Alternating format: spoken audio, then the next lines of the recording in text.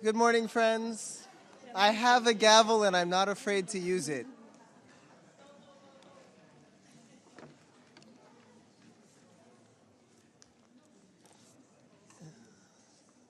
So it's my pleasure to welcome you to the Xth annual, I say Xth because I'm not sure exactly what number it is, Civil Society Forum, which has been co-hosted by the NGO Committee for Social Development, Friedrich Ebert Stiftung, and the Department of Economic and Social Affairs.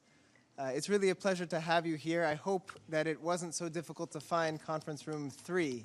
My guess is everybody's legs took them to conference room 4 unintentionally, and you looked at an empty room and thought, where's civil society? Well, here we are. So you have the unfortunate honor of listening to me for the next hour. Well, I try my best to MC a session with our most, I would say, prominent speakers. First, we have Mr. Nicholas Hannigan. I understand that in the program you have, it's actually Louise Rurup. However, because the chair of the commission this year has a meeting of all the chairs of all the commissions that has started already, it would be only polite of us to allow him to take the floor first and share a few remarks, at which point he's going to politely absent himself in order to continue advocating these issues in those other spaces. So without delaying him further, I'll just introduce the Deputy Permanent Representative of Iceland, Mr. Nicholas Hannigan. His bio, I believe, is in your packet, but if you don't know him yet, then you haven't been paying close enough attention. So I'll give the floor now to the DPR and chair of the commission for this year. Thank you very much, Daniel, and good morning, ladies and gentlemen. Thank you also to my colleagues for the flexibility to allow me to start first. I know you know that the nature of meetings is they always start late unless you're late for them. So I'm very happy to start here so I can get to the other meeting. Thank you very much. I'd like to thank the NGO Committee on Social Development for inviting me here. It's an honor and a pleasure. And the topic, of course, is a key topic. It's a really interesting topic. It's one of the keys to eradicating poverty. It's interesting that there seems to be a growing consensus that social protection plays a key role not only in social but also in economic and political development. So the power of the tool of social protection, of course, social protection can be defined in various ways and has various aspects, but it's the realization is that this is a truly important tool. As you probably know, I mean, in Agenda 2030, okay, social protection is not an SDG, but it crops up in quite a few of the SDGs. Crops up is mentioned explicitly for the achievement of SDG 1 on poverty, and in SDG 10 on inequality, and is mentioned as an essential achievement of SDGs 2 to 6, so that's hunger, healthy lives, education, gender equality, and access to water. There's research to show that social protection is also a fundamental instrument for achievement of pro-poor growth, employment, and MSME, micro, small, medium enterprises development. That's SDGs 8 to 9, as well as for social inclusion. And of course, SDG 16, governance, democracy. One could easily argue, I think, that social protection and the social solidarity it can bring about is an important part of a well-governed democratic society. And indeed, you can even argue that social protection makes a contribution to environmental issues through encouraging sensible consumption. So it's clear that social protection is a powerful instrument to address multidimensional the multi-dimensional understanding of poverty, which we get in Agenda 2030. And as I've already said, it's also one of the keys to fulfilling quite a few of the other Sustainable Development Goals. Allow me just a moment, a few lines as an Icelander and somebody from the Nordic countries, just to say something about what we do on social protection. I won't take the whole gamut. We're a typical Nordic welfare state. We provide safety nets, we provide free schooling, we provide free healthcare, in the very strong belief that this is a way to create a vibrant, economically vibrant as well as politically vibrant and equal society.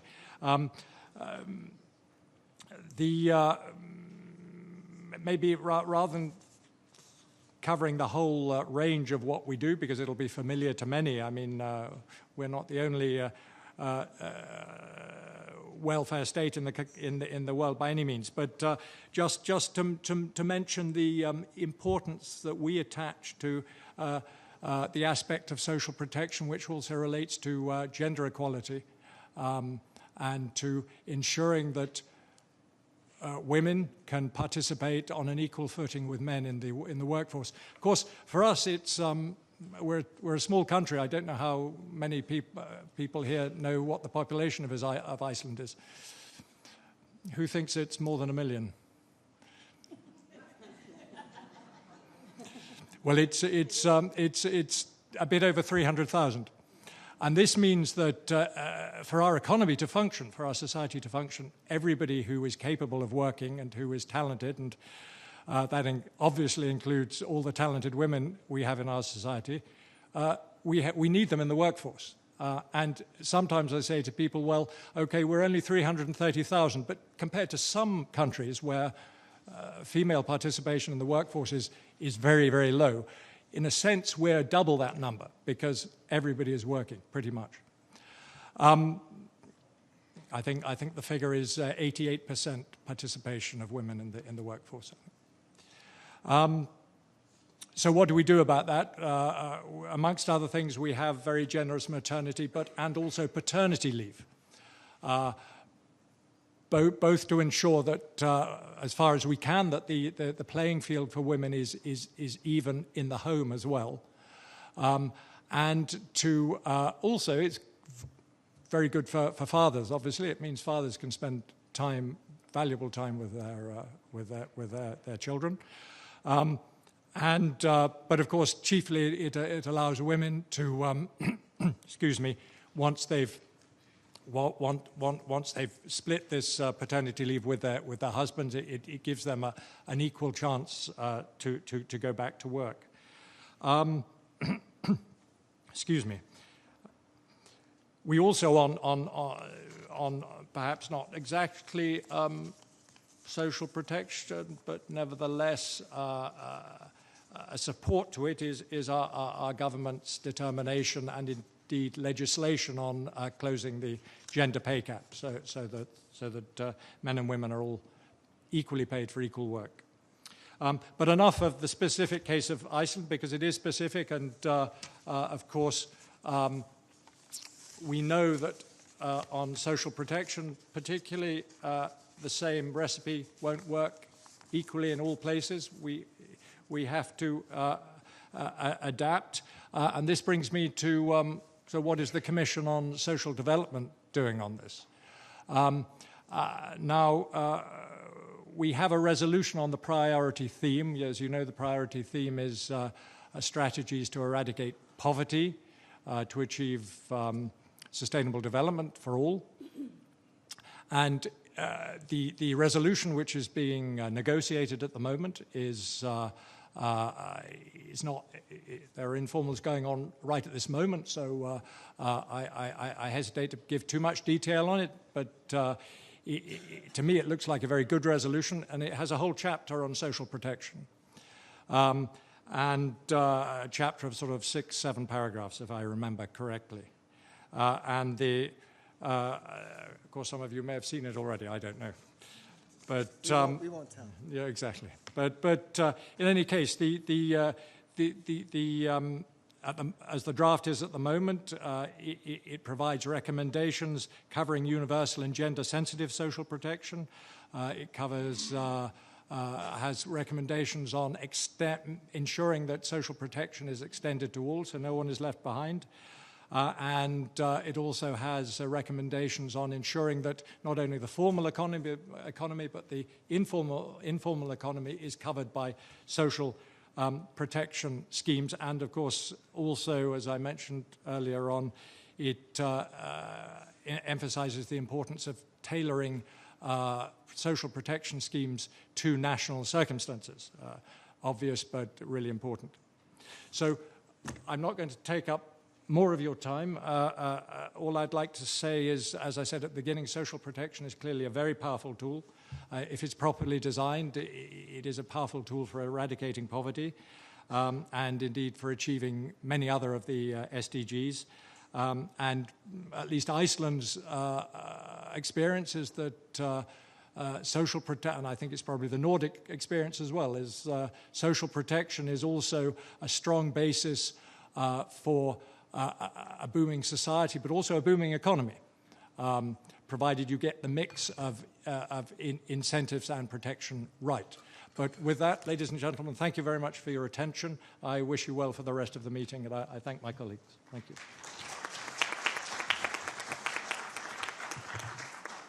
Thank you again, Mr. Chair. It's very nice to hear the experience of Iceland. I think there's much that we have to learn. And also much that we have to interrogate. As I'm sure you're very well aware, you can't just apply what works in one place to another. And I think that's a question we'll try to be thinking about today, is what does it look like in different locations? And we appreciate your advocacy on behalf of civil society and on behalf of social protection and those for whom we are all actually working, which is those who are living with the greatest disadvantage. So thank you for sharing your time with us this morning, and best of luck. So with that, I have the pleasure now of turning the floor to Ms. Bettina Louise Rupp. She is the Executive Director of Friedrich Ebert Stiftung in New York. She has been a long time, she and her organization have been longtime collaborators with us on this forum, and we have much gratitude to extend to her and to FES for making this possible, in fact. So you have the floor. Thank you very much, Daniel. It's a great privilege and a great pleasure to welcome you also on behalf of the Friedrich Ebert Stiftung today. And I'm really glad that I can be here. I actually thought this morning that I might need to stay home because of a cold, so I hope this is not coming in my way right now and that you can hear me easily. It is really important for us to be associated with this civil society forum as an institution and also personally. We have, the Friedrich Ebert Stiftung has been associated with the Social Summit since its inception in 1995 when the summit took place in Copenhagen. It was a very important area of work for the Friedrich Ebert Stiftung in Germany, but also across the globe in a way, internationally, with our offices in a number of countries. We are a publicly funded German institution, a civil society organization, whose work is based on the values of freedom, solidarity, and justice. And these values inform our programs both with regard to policy analysis, to policy dialogue, but also educational programs. And we have an office here in New York since almost 40 years, which focuses on multilateral issues. And I have the pleasure to work in this office with my colleagues since 2015 now. I think people in this room often feel that progress is a snail, like we say in German. I don't know if that saying exists in English as well. But it's sort of a really sort of long and slow process. And if we look at social protection and our understanding of social protection, we must really say we have come a long way, and it has developed very strongly, and there is something like a political momentum right now which sort of helps us probably to really achieve universal social protection in all countries. It's very clear that everybody needs social protection, and it's very clear that we need universal social protection, which means that we protect everybody and that we cover all risks. So it's very important. We had the ILO in 2012 launching a recommendation, number 202, which sort of laid a solid foundation to work on social protection on different levels. And we always must remember that I find that employment and work and decent work is one very basic and very important role of or pillar of social protection. And then when we talk about work, we mean work both in the formal sector and in the informal sector.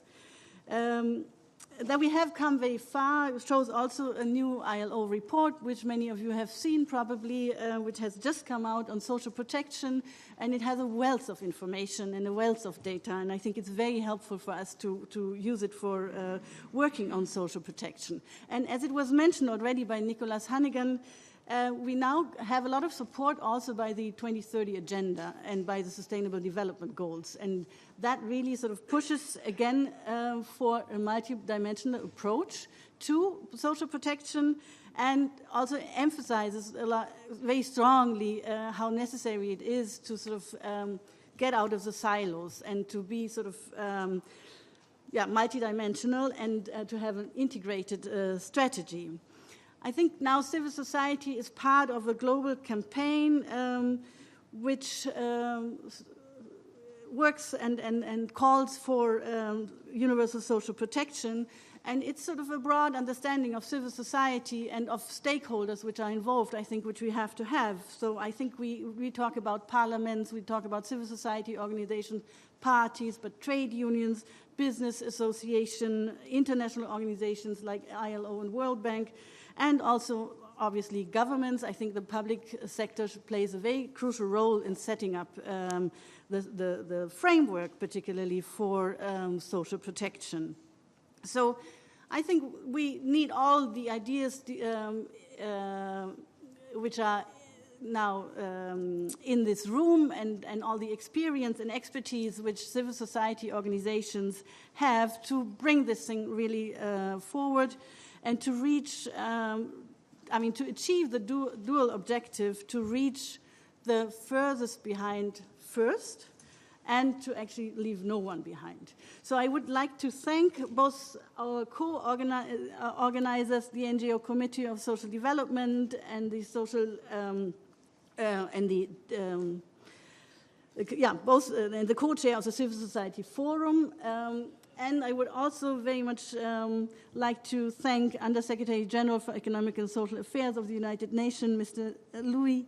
Liu, for joining us, and also His Excellency Juan Somavia, who will be our keynote speaker just after we had this first round of inputs this morning.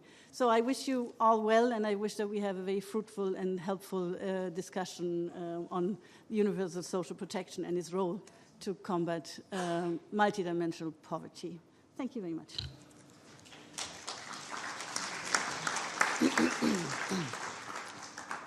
Thank you so much, Luisa, and I will just turn the floor right over to Tavi. Yes. By the way, she's one of the co-chairs for this Civil Society Forum. In case you don't recognize her from last year, she's back and better than ever. Your Excellency, distinguished guests, and colleagues, it is my great honor to be co-chair again this year, along with Lynn Hensel-Hirsch. But I would also like to give a special thank you to Marie D'Amato Rizzi, and she's been working 6 to 7 hours a day to help put this forum together. As many of you know, typically this forum is known to precede the Commission, or at least be the launch of the Commission. But this year is very special because we are in the middle of the week, or at the end of the week, at the middle of the Commission. And by now, many of you have attended plenary sessions, general debates, high-level panels, morning briefings, and side events. And with that, by hearing what you understand, it is crucial to understand the practices, the challenges, and the emerging issues that we've learned, to come together today and understand all the different dynamics and the crossovers and how can we move forward in the work that we do in civil society to help promote social protection, and how can we link it with the SDGs. Such as this morning, we've heard leaders from the UN, member states, civil society, and the private sector we will hear. And also this afternoon, we have something very special with the regional breakouts. It's going to be hands-on experience from small groups and develop action plans. And how can we connect and still move forward for the year? So I do wish you all a fruitful civil society forum and a successful commission. Thank you.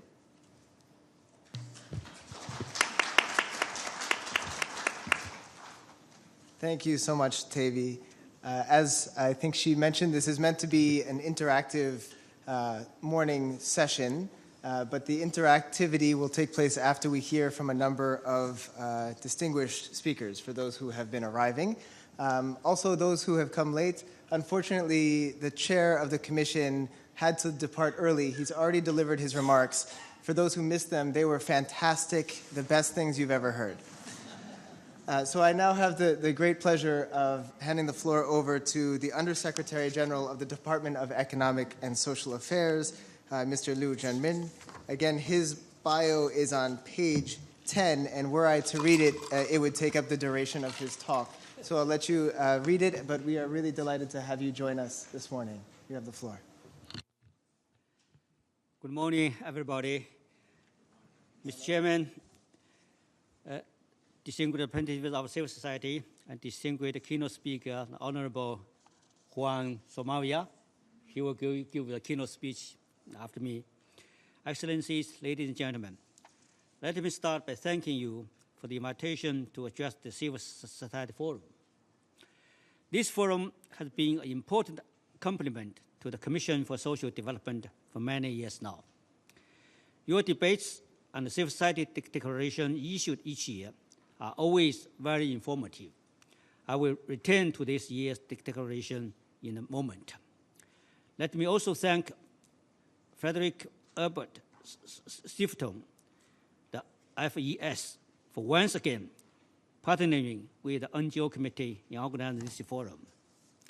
The theme of your forum this year, special protection, including flaws, is the important one that we in DESA, the Department of Economic and Social Affairs of the United Nations, are also working on. Our current report on the world social situation addresses the role of social protection in promoting inclusive societies. The evidence clearly shows that universal social protection is a very powerful tool for development that can tackle inequality and social exclusion. Very few countries around the world have been able to reduce poverty and improve living conditions on a broad scale without comprehensive social protection systems. Freedom from deprivation is not only a recognized right, it is a central goal of social development. Ladies and gentlemen, there are estimated 767 million people living in poverty in 2013. Without social protection, there would have been estimated 165 million more people living in poverty. If social protection were more widely available around the world, we would surely achieve the sustainable development goals of eradicating extreme poverty by 2030. To date, only 29% of the global population enjoys comprehensive social protection coverage. But even in countries where universal protection is guaranteed by law, some vulnerable segments of society do not have access to such programs. Social protection comes in many forms, but be it guaranteed health care, unemployment insurance, pension schemes, or child grants. The intention is always the same. that no one should fall beneath a certain floor of living standards. It will be interesting to study the contributions these programs make and whereby they can be more widely applied in the coming years. The programs should assist in providing a life of dignity for all. Your deliberations here and at other forums around the world will enrich this debate and provide much-needed data to support research and decision-making. Let me conclude by once again reiterating our commitment to a genuine partnership with civil society in achieving the Sustainable Development Goals. No one has all the answers, but one thing we do know is the importance of partnerships with a wide range of stakeholders. Governments, civil society, academia, and the private sector need to work together to promote sustainable development. I therefore pay tribute to all of you coming from all walks of life, from all corners of the world, for your commitment to social development and for the contribution you make to the Commission for Social Development. I wish you a constructive and rewarding forum. I thank you, Mr. Chairman.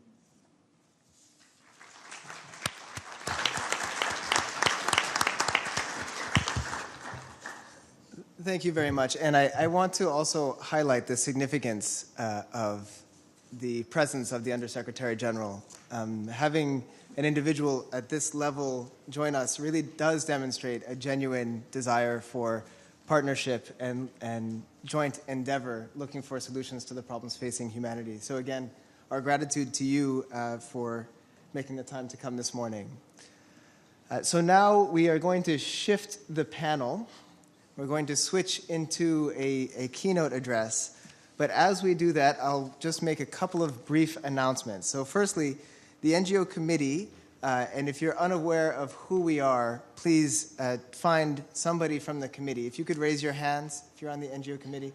All of these people are in service to the rest of you in trying to make this an enjoyable experience and a fruitful one.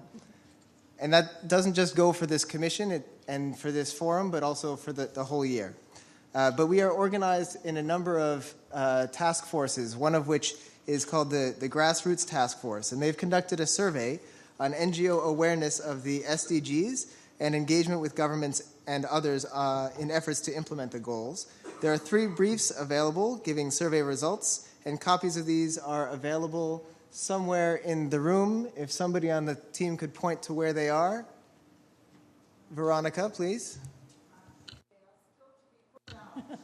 So they are unavailable as yet. They will be put out on the table at some point. There are 3 separate surveys, so please take those. There also may be a sign-in sheet somewhere. It's right there. If you haven't found the sign-in sheet, then it's the sign-in sheet's fault, and you can blame it. But make sure you sign in. Lastly, before I give the introduction to our distinguished keynote speaker, he wrote me yesterday and asked a very pertinent question which I was unable to answer. And he may hold a grudge against me for not answering it. The question was, who here is from different regions of the world? And we did not ask that question in our sign-in. So what I'll ask, in order to make sure everybody gets their exercise for the day, is that I'm going to call out a region, and if you're from that region, please stand up. Okay? So we'll try this with North America and Western Europe. United States, Canada, and Western Europe. That's a lot of you. It's too bad this is located in New York. Otherwise, we might have a different kind of constituency. Now, those who are from Africa.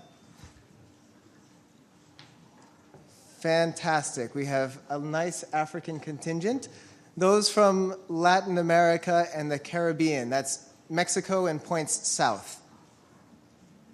Wonderful. Anyone from Eastern Europe? We have a couple Eastern Europeans. Hooray. And another one coming down the stairs. And anyone from Asia? Asia and Pacific. That includes the small island states, You want Australia, don't you? Anyone from Australia, Oceania? There we are. So now I hope, Mr. Somavia, that helps to answer your question, and I extend my apologies for not doing so in writing. So Mr. Somavia, for those who don't know, is many things. He was the chair of the World Social Summit, which occurred in 1995 in Copenhagen. He was ambassador of Chile to the United Nations, at one time president of ECOSOC, at one time president of the Security Council. He was the Director General of the International Labor Organization. He's currently the Director of the Diplomatic Academy of Chile. So anyone who is being trained in the Diplomatic Corps of Chile, if I understand that correctly, is passing through his supervision. But most important of all of these things, he is a genuine, sincere, compassionate individual. If you haven't heard him speak, you're in for a treat. And if you have heard him speak, you're still in for a treat. We are really quite delighted and grateful that he has extended his stay in New York to join us this morning. And with that, I have the great pleasure of handing the floor over to Ambassador Juan Somavia.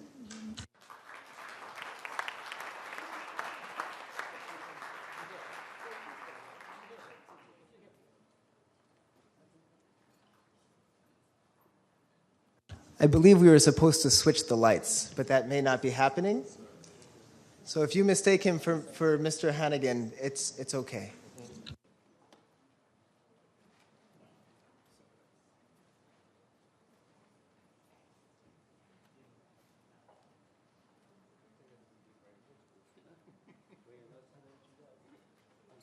Did I leave my notes over there? Huh? No? No, here they are. Okay. Do you need notes to speak? A little bit. I think you don't need the notes. A little bit. Okay.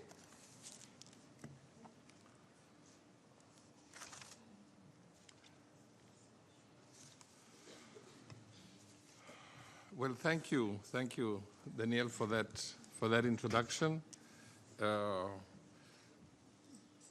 the co-chair left. Undersecretary Liu, thank you so much for being here, because I think that the fact that the forum is part of the official program, and in a certain sense you're present here, sort of confirms that. I think it's very important. It's essential that this be part of the process, and I will make some reference at the end of how I see the challenges that civil society has in front of it, looking towards the future. Thank you for the Frederick Ebert Foundation. Mary mentioned that the FES had been extremely active with the Social Summit, and I can confirm that it was a very important support that we had at the time, in which we had to explain and say that it wasn't a crazy idea, this idea of having a summit, which wound up being the biggest meeting of heads of state up to that time in the UN, and which has now become the foundation of the social dimension of sustainable development. So thank you so much. Well, you said that it was a treat to listen to me. I have a big problem in relation to that, because this is the fourth time that I'm speaking in this session. I spoke in the inaugural panel. I then participated in 2 side events on social protection, and now I am here. So the danger that some of you may have been in some of those other places, and that you say, oh, here we go again, Somavia repeating itself. It's a big danger that I have in front of me. I will try to make it as different as possible and through different windows, but you will you will hear some of the things that I've already said. Let me say as a background, we have two reports in this session. A report by DESA, very useful report by DESA. That was one of the places in which I was. And you also have an ILO report on social protection and social protection floors, which is an enormous amount of data, which I think is extremely important. And I want to recognize Isabel Ortiz here, who is the head of the Social Protection Department of the ILO with an ILO team. So Isabel, thank you so much for that for that report. And what I found extremely interesting is the declaration. I asked Danielle, tell me, should I read something? How do I get into the mood of the meeting? Of what, what's the thinking? What's happening? And he said, look, why don't you read the declaration? Which I did. And I find it, and let me congratulate the authors of it, because I find that it's a very succinct and political way of describing the nature of the problem. And if you will permit me, I'm going to quote parts of it in order to be able to make some comments on it, and then I'll go on to some other points. To be protected is not a privilege, but a right. And you quote, very important, it's not a privilege, but a right. So what we're talking about is about social rights. Sometimes that is completely forgotten, and it's dealt as a sort of an individual problem that needs to be solved in itself. It's not that, it's social rights. But I think that is very interesting because you quote the Human Rights Declaration. Everyone as a member of society has a right to social security and is entitled to realization through national efforts and international cooperation and in accordance with the organization and resources of each state of the economic, social, and cultural rights indispensable for his dignity and free development of his personality. You can see that the gender dimension wasn't very present in the authors of the human rights. But it's dignity and its personality and it's the person, the human person. So that's the first approach that you need to have in order to understand what it means to look at social protection. The second one is something that I find very important. It says it's a set of policies and programs designed to reduce and prevent poverty and vulnerability throughout the life cycle. There's no way you can understand social protection unless it's understood that it's from maternity protection to old age. And it covers you throughout life. So if it's a social right and that covers you throughout life, that gives you the framework within which you have to address the types of policies that you put in place. And consequently, one policy follows another as we all move through our different life cycles. The third one is, in relation to that, it says, at a deeper level, much of the promise of the public establishment of robust social protection regimes lies in their potential to progressively undo systemic injustices and foster long-term shifts in attitudes, nurturing a societal ethic of reciprocity and a sense of responsibility to one another. These are not terms that are usually utilized in describing social protection. And I think it's very important that you put it. Systemic injustices, I'm going to talk a little bit about that as we move forward. But attitudes, ethic, reciprocity, responsibility are essential elements to understand precisely the human dimension of the whole issue. Then it will be useful to emphasize that social protection is not a partisan issue. It belongs not to the right nor the left, and this consensus should be the starting point for its implementation.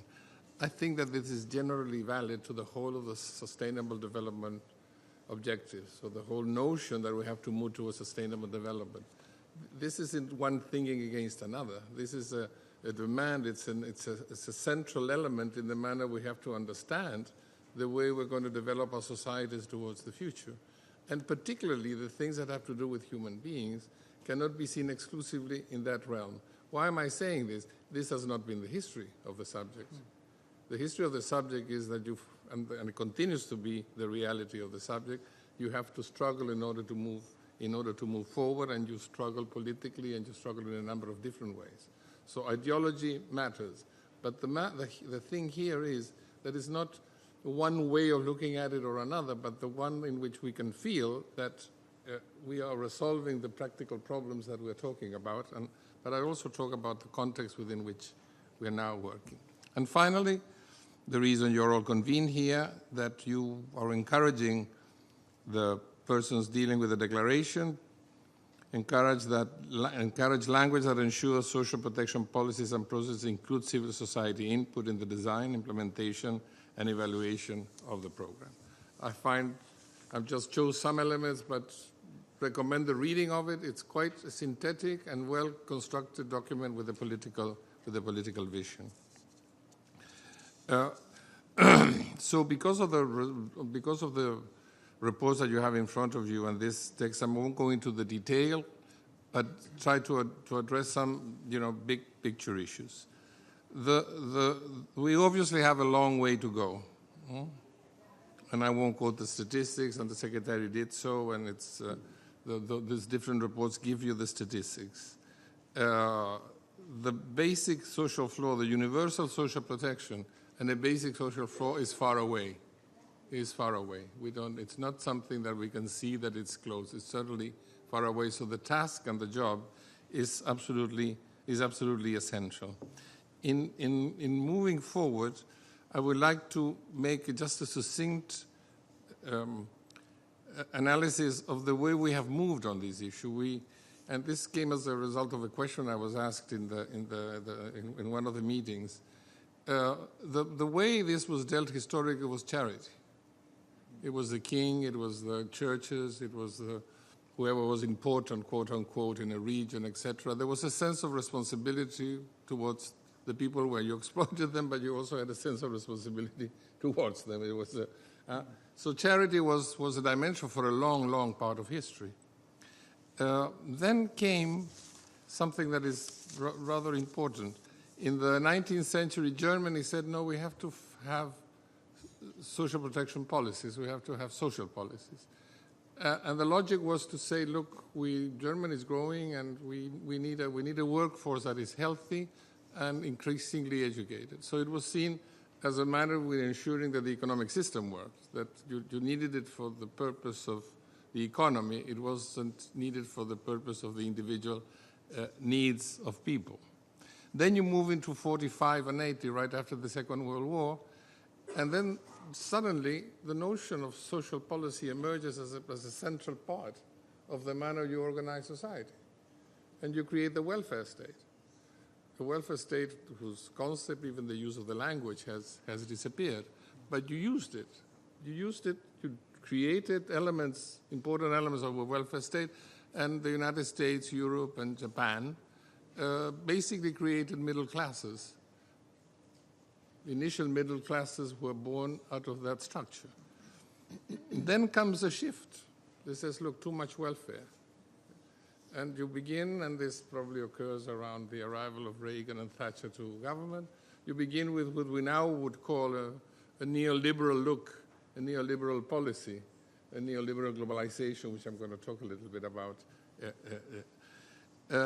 In that context emerges the Social Summit. The Social Summit emerges because you can see already at the beginning of the 90s that this thing is really going the wrong way, and that you do not have an overall vision of the role that the social dimension of things and the need to put people at the center of development, that was being lost. So the Social Summit performs that function. And now we are putting all of this in the context of the 2030 agenda, in which we move into the social floor. Let me just use a word to mention what was behind the notion of the social floor. We began using it in the ILO in 2008, 2009. Why? Because we find that the notion of social protection in general linked to social cohesion, we called it social integration in the Social Summit, needed to be more, you need to be more precise on the action. If not, you had to explain in every issue what had to be done in every issue, and that in terms of political communication, wasn't working. And then what happened is that everyone was looking for its own subject, pursuing its own subject.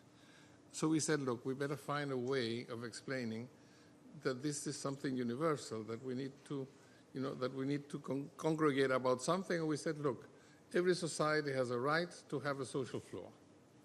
If anybody disagrees with that, please raise your hand. And nobody raised their hand because it was an obvious way of formulating the issue. So the social floor, interestingly enough, became very rapidly something that people said, okay, that I understand.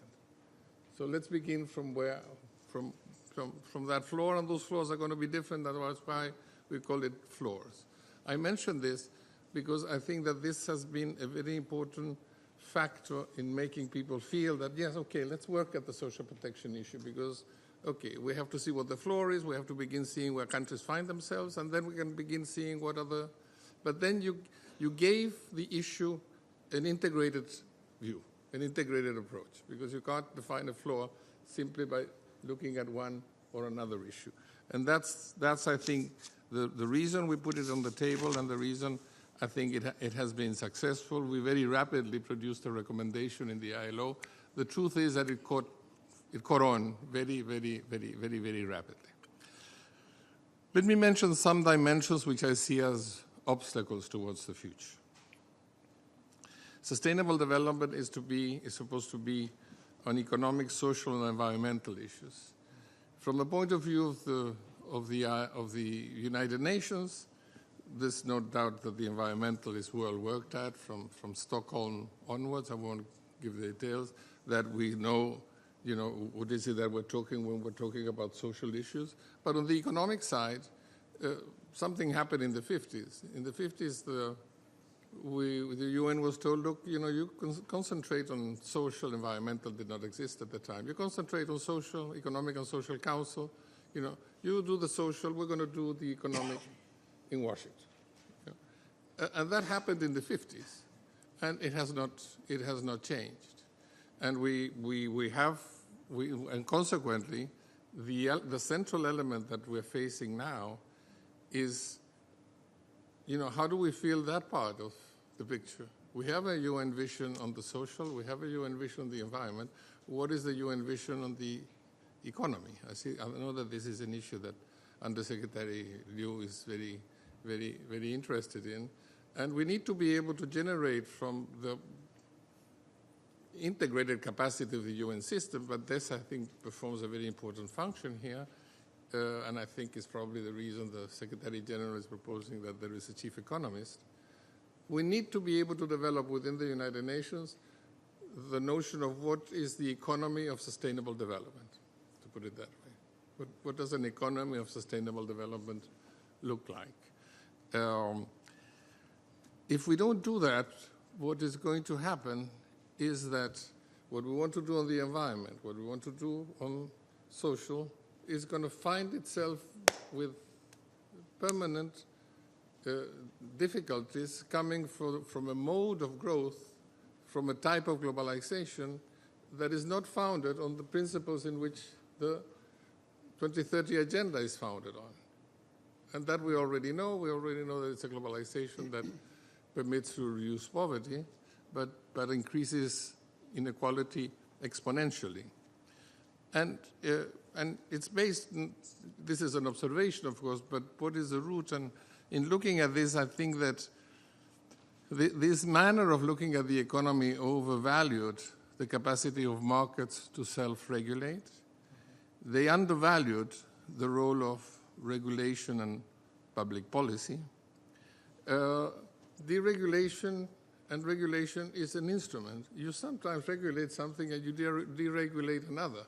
But when you say deregulation is always the best solution, privatization is always the best solution, liberalization is always the best solution, then you transform economic instruments that can be used one way or another into an ideology. And this is what has happened. And obviously there is something to be looked at. And then it devalued a lot of things. It devalued citizens who are looked as consumers, workers more as commodities, education and health as a source of business, as business opportunity. Even philanthropy, which is so important, is founded on the notion that if you do philanthropy, you get the tax cut. So I'm just referring to things that are happening. We simply have to look at them. They're not all bad, they're not all complicated. The globalization process has produced a lot of wealth and betterment in general of life, and technologies have emerged, have developed, etc. We know all of that. But we have enough signs that this form of globalization is not going to be is not going to accompany us in reaching the Sustainable Development Goals in order to reach the social and environmental objectives that it says there. So that needs to be addressed. Then you have the role of public-private partnerships. I think that is important. It covers a wide array of actors. I personally was member of something called the Group of Eminent Persons that was dealing at the beginning of the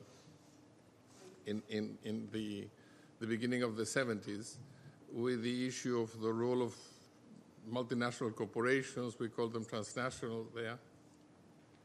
And at the time there was a consensus that this needed to be dealt with, and that group produced in which you had heads of CEOs of large enterprises, etc., large corporations, made a proposal that there should be a code of conduct for transnational corporations. We changed the subject of multinational, transnational, because in reality, most large corporations do come or originated at least in a particular country and continue to be one way or the other linked. The way you realize that is if you have a problem in your own country with some regulation that affects a company, there's an ambassador for some country that comes and see you. So countries acknowledge the fact that the companies have a linkage with their own countries. I think that this is a very important part of the picture, because there's no doubt that you need, the private investment on many of the issues that are going to be dealt with. But you need a private investment that is sympathetic to a new way of understanding the role of enterprises by helping these other things occur and happen. And what we see too often is that countries are put in competition with each other, and they say, look, I could make the investment here, but, country next door, which basically I'm indifferent if I do it here or there, is offering me a better deal. Most countries do not have the capacity to negotiate that situation. So this idea that your fiscal system is a source of competition for investment is something that we need to be able to look at. The danger that this becomes a practice, and that this is the manner in which companies define the way in which they invest. Of course, it has to do. It's real. But the danger that public-private partnerships become something that is not oriented in terms of the common good, but rather very much defined by the power that an investor has. I think it's an important thing that the UN could look at. I want to end with looking at the civil society and the role of civil society in all of this. First of all, congratulations. From my experience, environment began in '72 in Stockholm, but before that there was already civil society movements dealing with the issue. But Stockholm went, and if you talk about the UN, not too much happened. It was civil society that has kept alive the environmental movement. It's been civil society through movements that have kept alive the environmental issues, environmental movement, the women's issue and gender equality, and many individual aging, discapacity, and other concrete indigenous people, etc. It's the movements that have maintained this alive. Up until when there is a convention, there is something that happens in the UN system. Today, something global happened with the sustainable development. So it's very difficult not to acknowledge the role that citizens' movements have played in all of the issues that find themselves in in the Sustainable Development Goals and in the 2030 Agenda. I personally lived it both in the case of Rio, because I was there, and in the case of the Social Summit, in which we had around 6,000 people participating in the meeting in Copenhagen. So that's I think it's a first thing to take a look at. What are the tasks today? I think that increasingly this task that has been very visible in the global conferences is going to have a national root, and that's why I was asking how many people come from different regions. Because what you have today is that this implies major changes if you take a look at what the economy should look like and some of the social issues. So for that, you need a consciousness raising, you need information being given. For example, there's much more consciousness on climate change than on sustainable development. I'm just giving an example. And of course, social sustainable development is very much a part of climate change is very much a part of sustainable development. But the 2030 Agenda is not something well known. It's not something that you talk about the 2030 Agenda. You talk about the Paris Agreement, it's better known. I'm just giving an example of the sort of things that need to be done nationally. Part of it is to inform, but also to contribute to the mindset change. These things that global movements did with many of these issues, and they took them from questions that were, contesting the way things were, to a space in which people say, yeah, why not? And then you move to say, well, what can we do about it? That process of consciousness raising and mindset changing, I think, is going to be very necessary at the national level. Also, civil society movements are going to have to deal with the issue of multidimensionality and of policy integration. Every one of the 17 goals is multidimensional. We talk about multidimensional poverty, but it's a general situation, and because they are multidimensional, they move sideways, and moving sideways means that you have to have integrated policies. Now, how does that work? It's a very complicated technical issue, because you can easily fall prey to the notion that everything depends on everything, and consequently you can't do a thing. Yeah.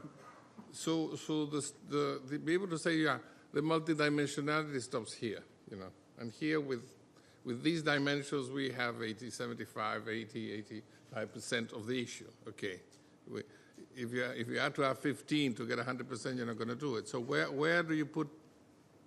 Where you define the multidimensionality of every one of the goals, and the same thing with the policy integration. So it's a major technical job. Again, I believe that the UN can perform a very important function there, but since these things are going to begin emerging at the national level, it's going to be a demand that is going to come upon you. It's not yet, because governments are not yet in the mode of shifting from unidimensional policies to a multidimensional view. So the UN has a certain time to be able to develop the notions of multidimensionality and policy integration, but so the same thing will happen nationally. But we all have to prepare to the fact that at some point in time, that's going to be a click, and to say, okay, this is the way we want it, and we may not be prepared to deal with this, which is an extremely complex issue. I mentioned this, and of course you have the traditional role of civil society, which is to pressure governments to be up to the commitments that they've taken or to the agreements that they've taken at the international level. That is a traditional function of civil society. But also what's going to happen is that it's very difficult to look at all of this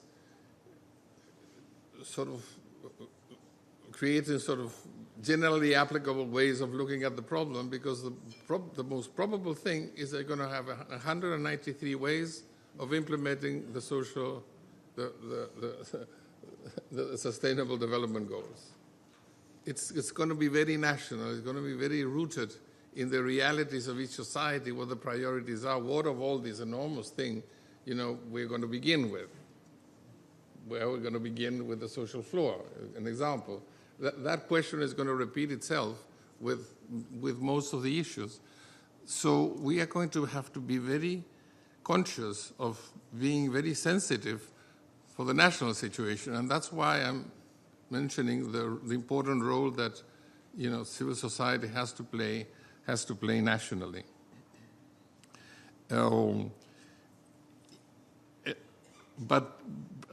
But we always want, when we develop policies, we come to the UN to say, look, this is what I want to do. I remember in the ILO, most of the meetings I had was a labor minister that came to the conference and said, look, Director General, we want to do this. Could you tell me what experiences in the world could be applicable to what I want to do? That is a general demand that the UN system receives. But that will probably happen best at the regional level. It's within a region, within a sub-region. Africa has 6 sub-regions. Latin America has a number of. It's going to be in that space in which we can exchange experience. It's good that you come and inform globally about what you're doing, but the nitty-gritty part of learning by doing and looking at others is probably going to happen at the regional level. So this means also regional organization of the civil society. So we're moving into a situation in which you will have a presence nationally, regionally, and globally, and why not think about a global sustainable development movement? At least think about it. See what it would mean, the coming together of who and how and in what manner. I would at least give it a try. So let me finish by saying that all of this is difficult. But the difficulty, how can I phrase it?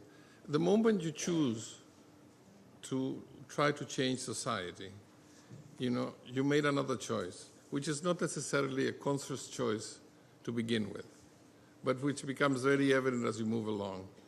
If you want to change society, you have chosen to lead a life of swimming against the current. And the more you're conscious of it, the easier it is to go ahead and do it. But it's a choice. It's a choice that was not conscious, but it's a choice that comes to you as a result of real life.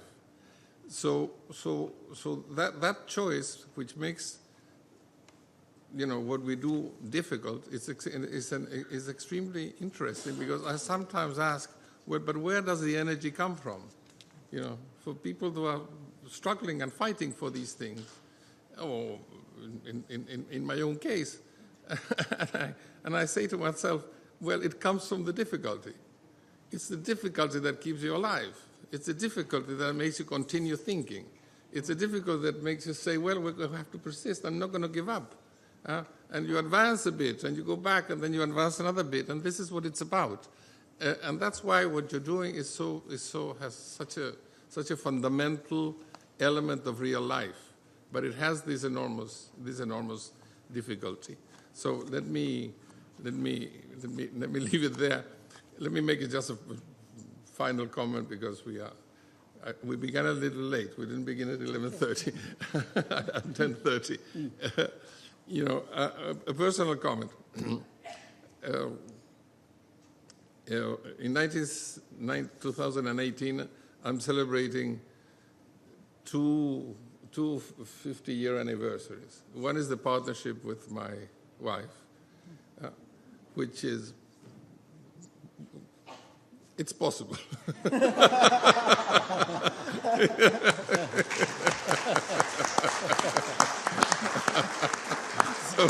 That's your golden jubilee. That's your golden jubilee. Exactly. And somebody was telling me, I find it a fantastic comment, because I was mentioning that we're celebrating our 50 years together, and somebody said, well, two people were talking, and they were saying, have you ever thought about divorce? And the other person answered, no, I never thought about divorce, but killing, yes. Which I found a perfect example of real life. And my other celebration of 50 years is that in 1968, I was for the first time a delegate to the United Nations.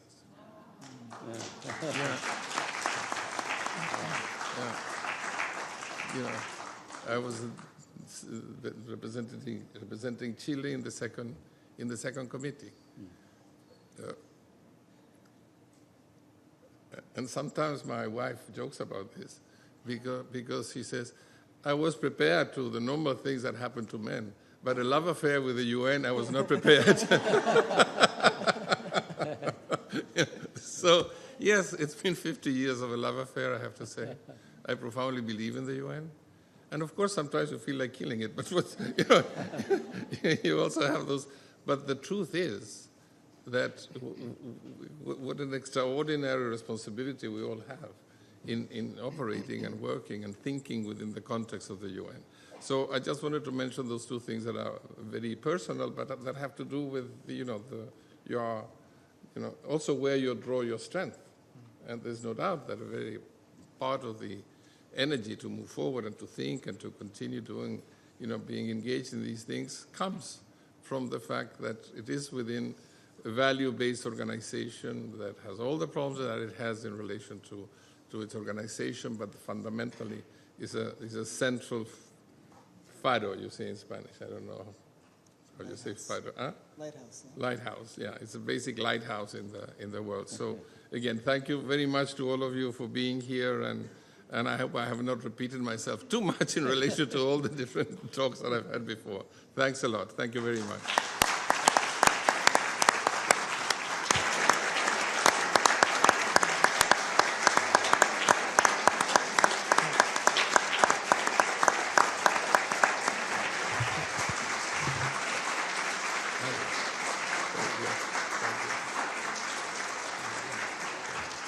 Thank you so much, Ambassador Somavia. I would not even attempt to take the liberty of summarizing those comments. They were fantastic. I hope many people took notes, and this would be an opportune time to mention that this is being interpreted, so we have this in Spanish and French, and it's being recorded. So for those who missed it, you can watch it again. But I would like to, again, extend my gratitude to you. And as we transition to the next panel, I wish to just perhaps offer an analogy as our distinguished colleagues depart. I know they have many other commitments. Thank you again, Undersecretary General. Thank you, Danny. Thank you very much for the presentation, and congratulations to the post-Golden Jubilee. Thank you very much. Looking forward to seeing you. Thank you.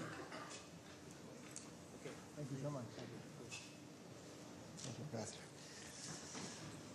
So as Ambassador Somavia was speaking, I was thinking about the different, I was actually thinking of nautical things. So I'm glad he mentioned swimming against the current. Because I was thinking that you have these institutions of society which are like these big boats, these big ships, carriers. And then you have civil society and individuals, which are these smaller things. And our job is to try our best to shift these big ships to the best of our ability. Sometimes they're not even in the same ocean, though. We have the economic hat in Washington, D.C., which may be like the Pacific to those of us in the Atlantic. But when civil society comes together, it can be like a swarm of these little ships, and we can decide how we want to shift that big one, always acknowledging that it's going to be a slower turn than the more agile, smaller ones. And we can either ram into it, which may not be super beneficial to either the big institutions nor to ourselves, or we can find ways of guiding. And I think that's what this declaration is trying to achieve, and I hope that's what we're trying to achieve here, is find ways that we can use our agility to the advantage of all and guide these big institutions in directions that may lead to greener pastures, or bluer pastures if we're on the water. But with that, I have the pleasure of introducing our next panel. Thank you again, Ambassador. Bye-bye. I have the pleasure of introducing the moderator of our next panel, and this is Winifred Doherty. She is well known, I believe, to all of us not just for her joyful disposition, but also for her diligent and passionate work for issues related to those in greatest need, particularly through her involvement with social protection. So it is most appropriate that she moderate this panel, which we're hoping will be quite interactive after introductory remarks from even more distinguished speakers. So with that, I'll turn the floor over to Winifred to continue us in our journey this morning.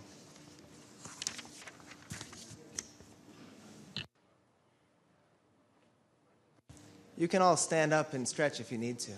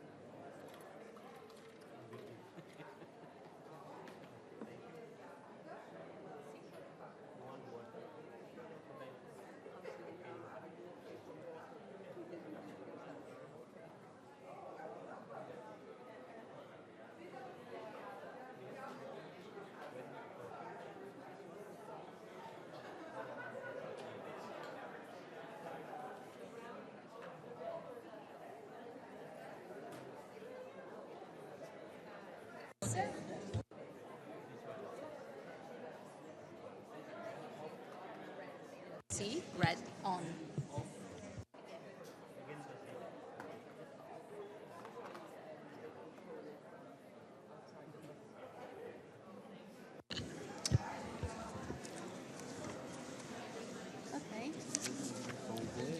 So good morning to everybody, and I will ask you to take your seat again.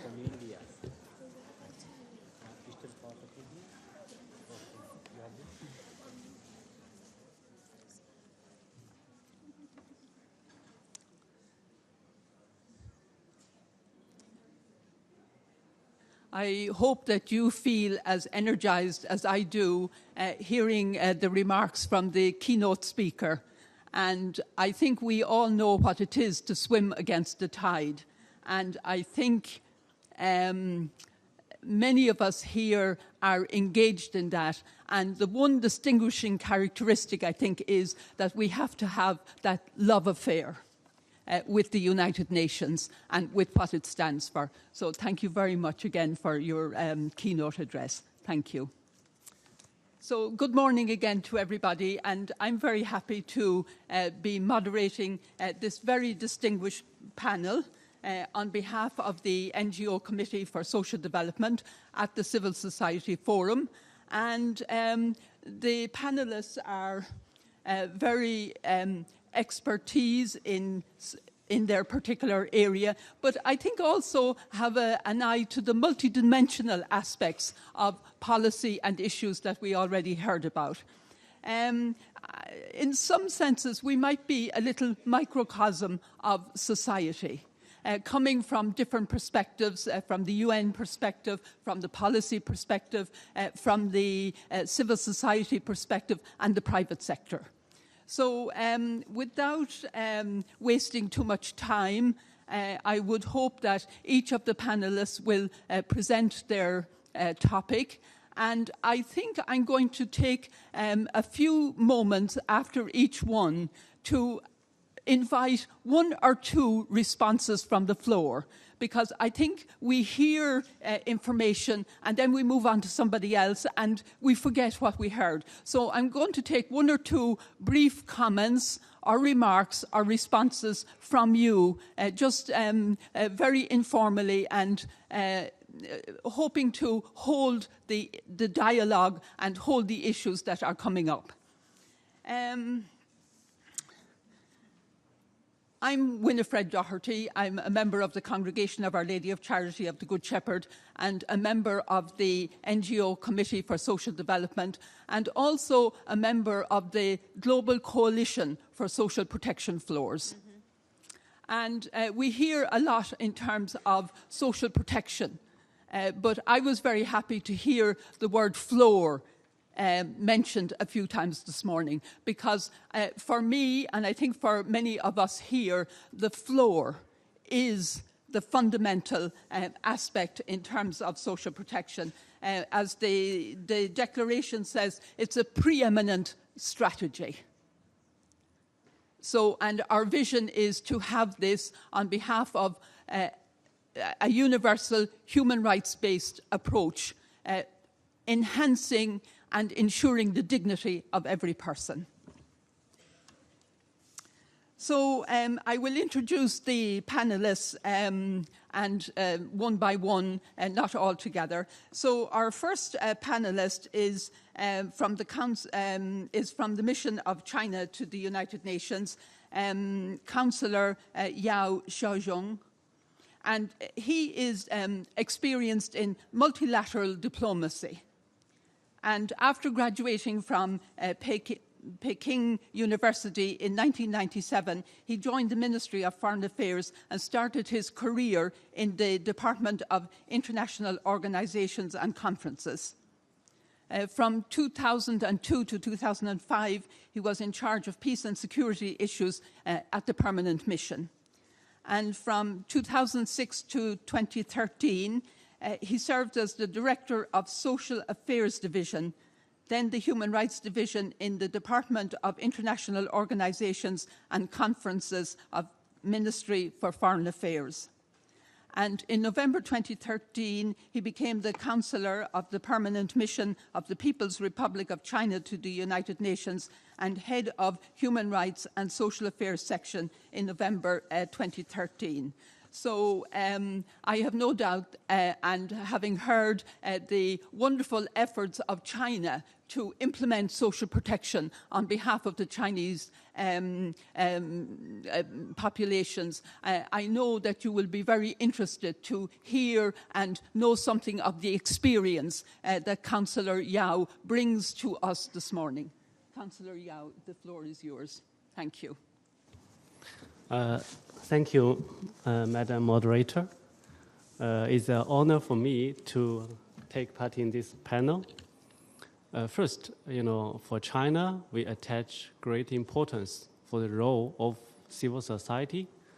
And also in the social development field, we think highly of your role because a lot of agenda, a lot of thoughts, ideas, initiatives is proposed and driven by you.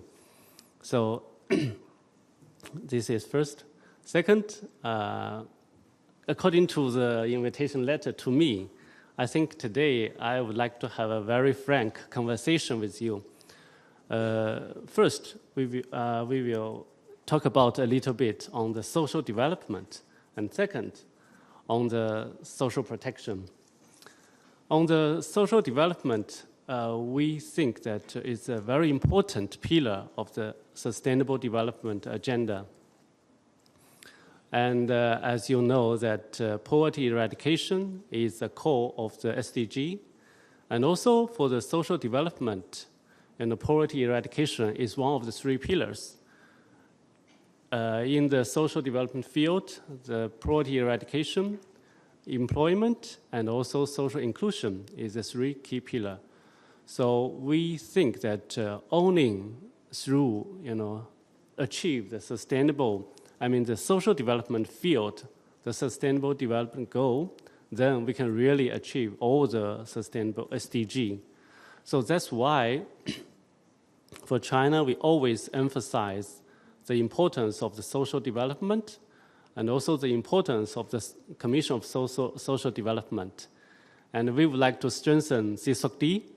We would like to modernize or revitalize CSocD, make it more linked with the follow-up and the implementation of social SDG. So that's in general, we would like to strengthen social development field, social development pillar, and also the CSocD. This is for the social development. And then social protection. I think for this year's CSocD, during the meetings, and also a lot of side events, social protection is a very hot subject discussed. And I think also in this year's the priority theme, resolution of CSocD, we also have a very important part on the social protection. So for China, we think that social protection is a very important part of social development, and it's related to both, poverty eradication, employment, social inclusion, and also I think it's closely linked with education, health, and also other, important, also including women and other important sustainable development goals. And for China now, we attach great importance for the social protection. Now we are trying our best to reach the goal that by 2020, we make sure that everyone in China have the basic social protection, including the pension, including the health insurance, and other kind of social assistance. So, and also up to now, we have, for the social pension scheme, more than 900 million Chinese people has been covered, and also more than 1.35 billion Chinese people has the basic medical insurance. So we have achieved a lot, but we still need to do more. And but for us, we also have some kind of according to our experience, our the process of establish and improve this social protection forum. In fact, we also have a lot of lessons.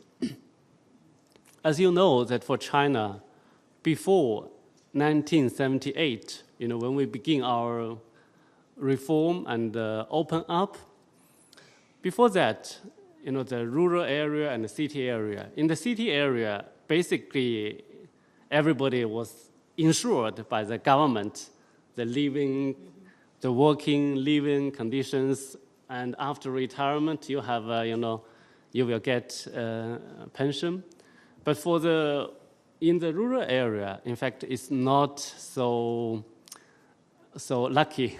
I mean, if in the rural area, people at that time, I think we tried to make China industrialization, and through help from agriculture area. And but then after reform and after our reform and after our open up since 1978, and we at first stage we just would like to have our economic development and use all kind of means, try all our best to achieve economic development. And in this, we came to acknowledge or accept the power of market to strengthen the competitions through market force. But then at the first stage, a lot of, like factory and state enterprises has been, broken or, through different ways to make it more competitive. And in this process, a lot of workers will lose their job. And also, because of the belief of the market power. And then like in education, and like the basic health service, we also bring the force of market and then make the price of the education, the price of the health service is very expensive. So I think before, until 1997 or something, and a lot of family, at first, from the beginning of the development and reform, they are getting richer and have a better life. But then, when getting the school, especially getting the university, they will pay a lot of money, beginning from 1993. Fortunately, it's before that year. I get into the university in 1992. But after 1993, if you get into the university, you will pay quite a lot. At that time, we just learned from US, to try to make the university some kind of public goods and also some kind of business model. But during this process, after like 10 years, so beginning from 2002, then we realized that we cannot continue this way. Economic development is very important. That means that we need to make our efforts to make a big cake. Mm-hmm. But then we need to find a way to really make people all benefit from the cake. That means that you need to divide the cake equally, and all the people in China will benefit equally from the achievement of the economic development. And then we have attached more importance on the social policy. Then we, like beginning the social protection system, we have established a pension system that not only those employed, but also those unemployed will have get into the assistance, get into the system. And also for the education, the government provide a lot of social assistance to those students that from the poor family, from the rural area. And also we also established the medical health insurance system. And people will not, because of, to go to the hospital, then come into poverty again. And also we make sure that all the education is benefit for all the people. So I think since 2002, we attach much more importance on the social pillar. Basically, our development stage coincidentally with 3 pillars. First, economic development, and then in 2002 we strengthened the social pillar. We have a more social policy to make benefits equally shared. And then in 2012, we came to realize that only these 2 pillars also is not enough. We cannot sacrifice the environmental, the air quality, the ecosystem. So we also, attach great importance on the environmental pillar, the ecosystem pillar. So I think after 2012, for China, basically we already have a 3-pillar development policy. And in 2015 also, we pushed a lot and do our job for the SDG. And then in 2016, we again, transferred SDG into our development plan, the 13th 5-year development plan. So, and both in the 13th 5-year plan, we again strengthened and emphasized the social protection forum flow and also social protection system. And as we just said, that we have achieved a lot on the social protection, but still we face a lot of challenge and difficulty. Especially we still need to do more to coverage, to make sure that all the people get covered. As I just said, now on the social pension scheme, we have more than 900 million. But it's not all the people be covered, and especially for those rural area and even those poor rural area. So, but those people are really the most in need of this, and also this is one challenge is to broaden the coverage, and the second coverage is to second challenge, or the way that we will do our best next is to enhance the benefits of the those who have under the coverage, like for my parents before, when they were in the rural area. Before there is no social pension, no social pension at all, no medical insurance at all.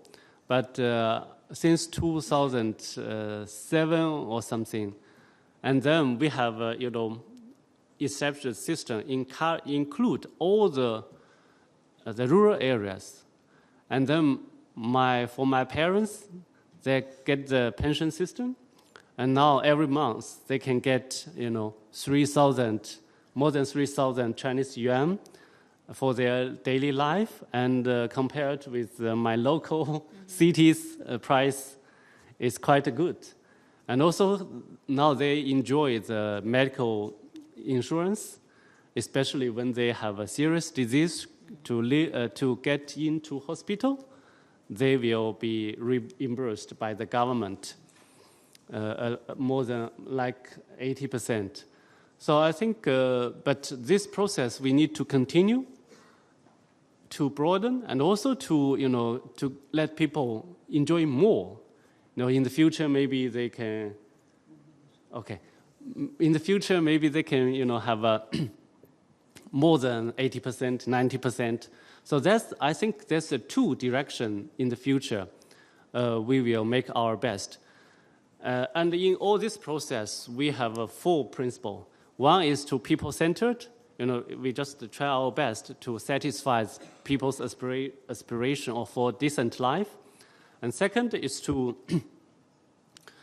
have a coordinated and shared development concept.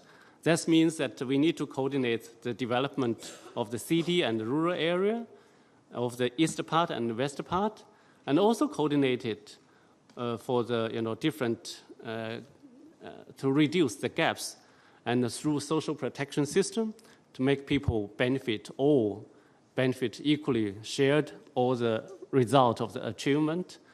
And third, we think that all the social protection need to be tailored to its national conditions, because different countries have different situation, different developed status.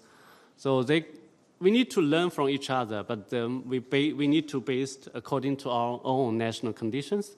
And fourth principle is we need to continue the reform and the innovation.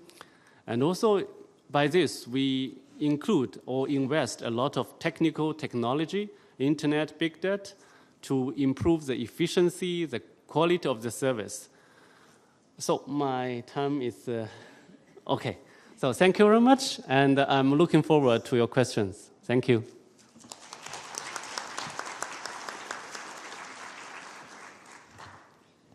Thank you very much, Councillor Yao. Anybody wanting to make a response to what you have heard? Do I see any hand? Okay, in the back. Sylvia, I think. Yes. Thank you very much. Is my mic on? Thank you very much. My name is Sylvia Beals, independent consultant, member of Grey Panthers, active in stakeholder group on ageing. My question relates to the issue of interlinkages between policies. We hear with pleasure the progress in China on social protection, and particularly in relation to support for aging through the social pension and health and so on. At the MIPA review the other day, on Wednesday, the question of, if you like, the relationship between the Madrid Plan of 2002 and the Sustainable Development Goals came up a good deal in the discussion.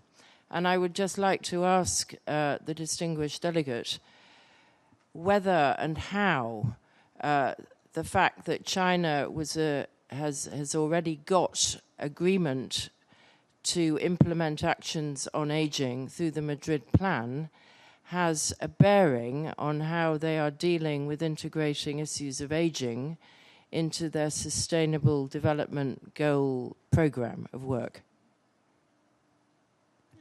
Is that clear? Is that okay?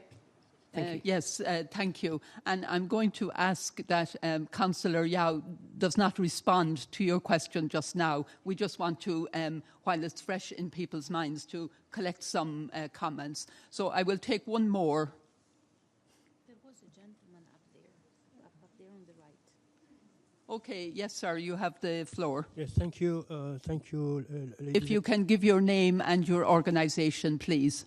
Yes, my organization is Business Innovation, Research and Development. My question, I know China for a very long time because I traveled in China before the fall of the Berlin Wall. So I've to acknowledge that China has made a lot of progress before the Berlin Wall and after the falls of the Berlin Wall, which is quite nice. My question is about the way we are focusing on development. I'm not so satisfied about some aspect of the civil society. Civil society is not a small organization which within the UN organization. and the thing is that the problem in development started after the 1950. After 1950, the world has been the gap between rich countries and poor countries has been increased. At that time we never managed to reduce the gap. So I want to know how China is making to reduce that gap between developed countries and least developed countries. Because at the end of the day, we should look at the poor countries, not countries that are already successful. I mean, you have 40 poor countries in the world: Haiti, Myanmar, Afghanistan. China is a rich country compared to those countries. So how China is using the SDGs to empower those poor countries? Thank you. Thank you again for your question. Now we're going to turn to the second panelist. And the second panelist is known, I think, to possibly everybody here, Daniela Bass, from the Director of the Division for Social Policy and Development. And Daniela was appointed in May 2011.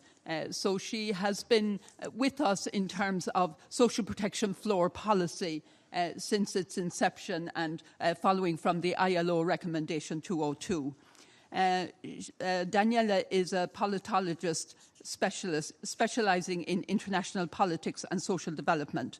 And she has most recently served as Secretary General of the Interministerial Committee for Human Rights with the Ministry of Foreign Affairs and as a senior consultant designated by the Italian Ministry of Foreign Affairs and as an expert on social development and human rights to institutes that operate internationally.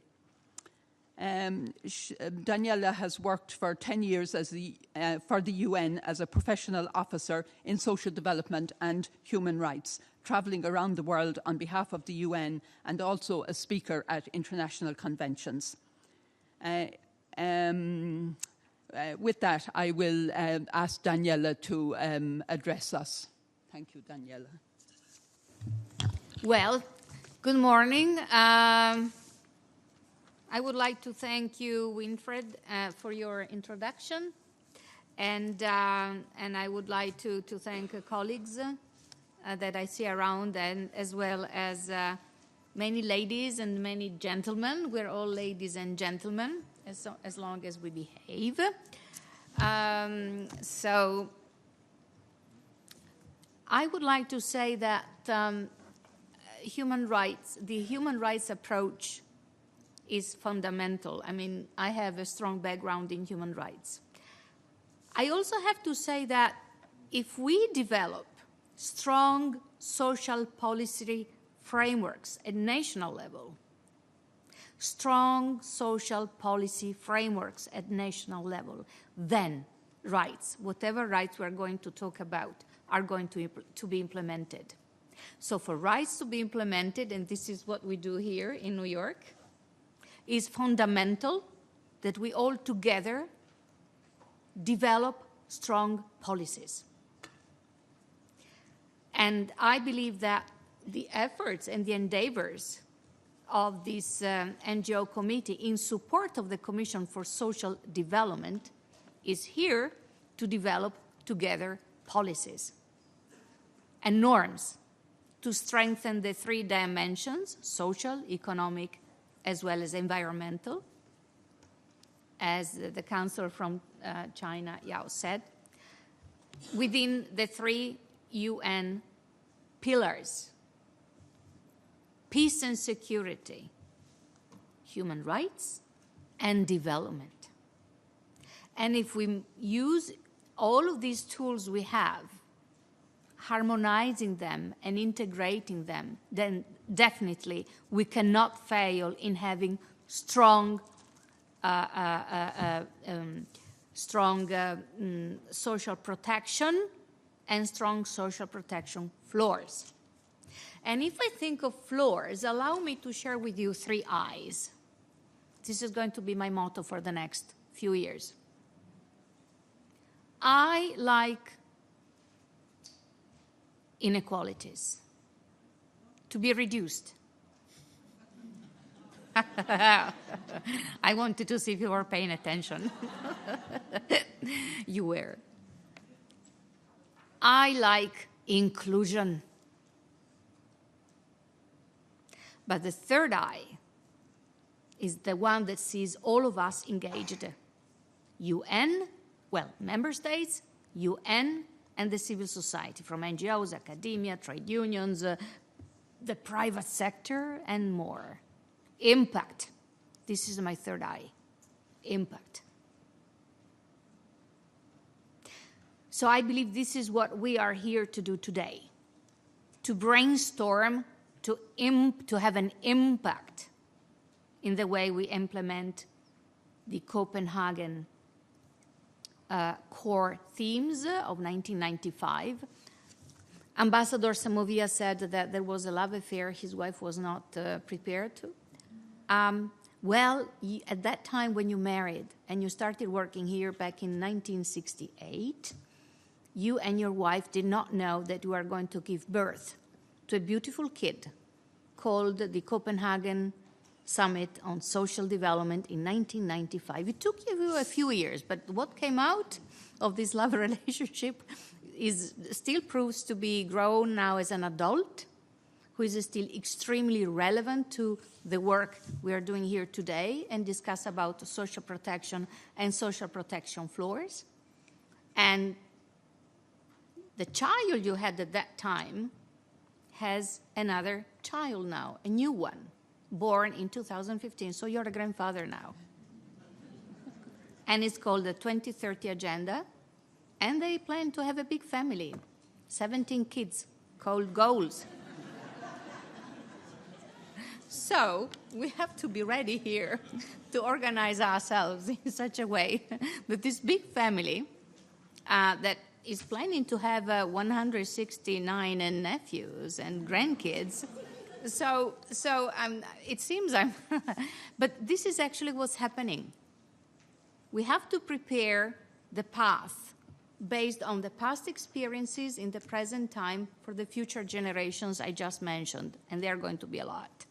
As we know, demographically, the population is growing. At the same time, part of the population is still very young. If we think of the African countries, they are very young. And there are going to be more 400 million young people below the age of 25 in the African continent by the year 2100.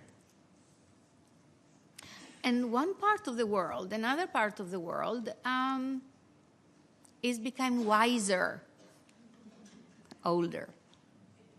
So there we also need to have strong social protection and floors. The beauty of the work we are doing now is that it is universal. It applies to all countries, to all people, to the whole planet. And as Councillor Yao said, it has to be done tailored, depending on what each country needs and requires. But definitely, the common denominator is there. So I would like to invite you to also look at the content of one of the flagships of the United Nations that has been produced by the Department of Economic and Social Affairs for the UN, the report on the world social situation, that actually the first edition was back in 1952. And the report at that time focused the attention of member states and on the world on the crucial social development challenges. So social inclusion is really very relevant because it ensures, and this is another sentence that we keep hearing, but it has a meaning. We must not give this sentence for granted because, you know, when you keep hearing the same thing, you don't pay attention anymore. Leaving no one behind. It has a meaning. So by promoting social inclusion, by promoting reduction of inequalities, and by impacting, then we can together deliver powerful policy tools that can address social exclusion, poverty, and inequalities. And therefore, they will have a very positive impact on the well-being of individuals and the social groups, particularly those who might be more discriminated or suffer from conditions that are disabling than others. And we heard about gender balance, men and women, and girls, I add. The division I lead on behalf of the department has the focal points for the whole United Nations system on youth, on aging, on family, that's an issue, on persons with disabilities, on indigenous peoples, etc. And we deal with social enterprises, cooperatives. That may be defined differently depending where we go, but the basic concept is that they're people-centered. And there is a redistribution of the wealth to all those who are members of these social enterprises. And then if we think of the agenda, it has given the 2030 agenda, it has given us a clear mandate to accelerate global action on social inclusion. I repeat, reduction of inequalities, eradication of poverty, because it is not acceptable for inequalities to keep increasing as economies are growing. It is not acceptable for hunger and homelessness, for poverty and environmental degradation to continue increasing as economics are growing. This is a clear signal that business as usual is over. However, no clear framework has emerged to guide our policymakers and development practices on how we can best work across the disciplines. So what can we do here for this to happen? How can we help our policymakers to have a real impact in the lives of people and in the communities that have put trust in those governments? Therefore, I have a key question before closing my remarks.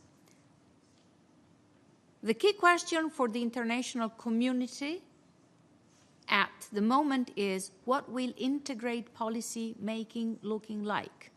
How will member states whose governments are organized in sectoral ministries work across sectors? And how will the United Nations system that is also organized along specialization conduct integrated policy making?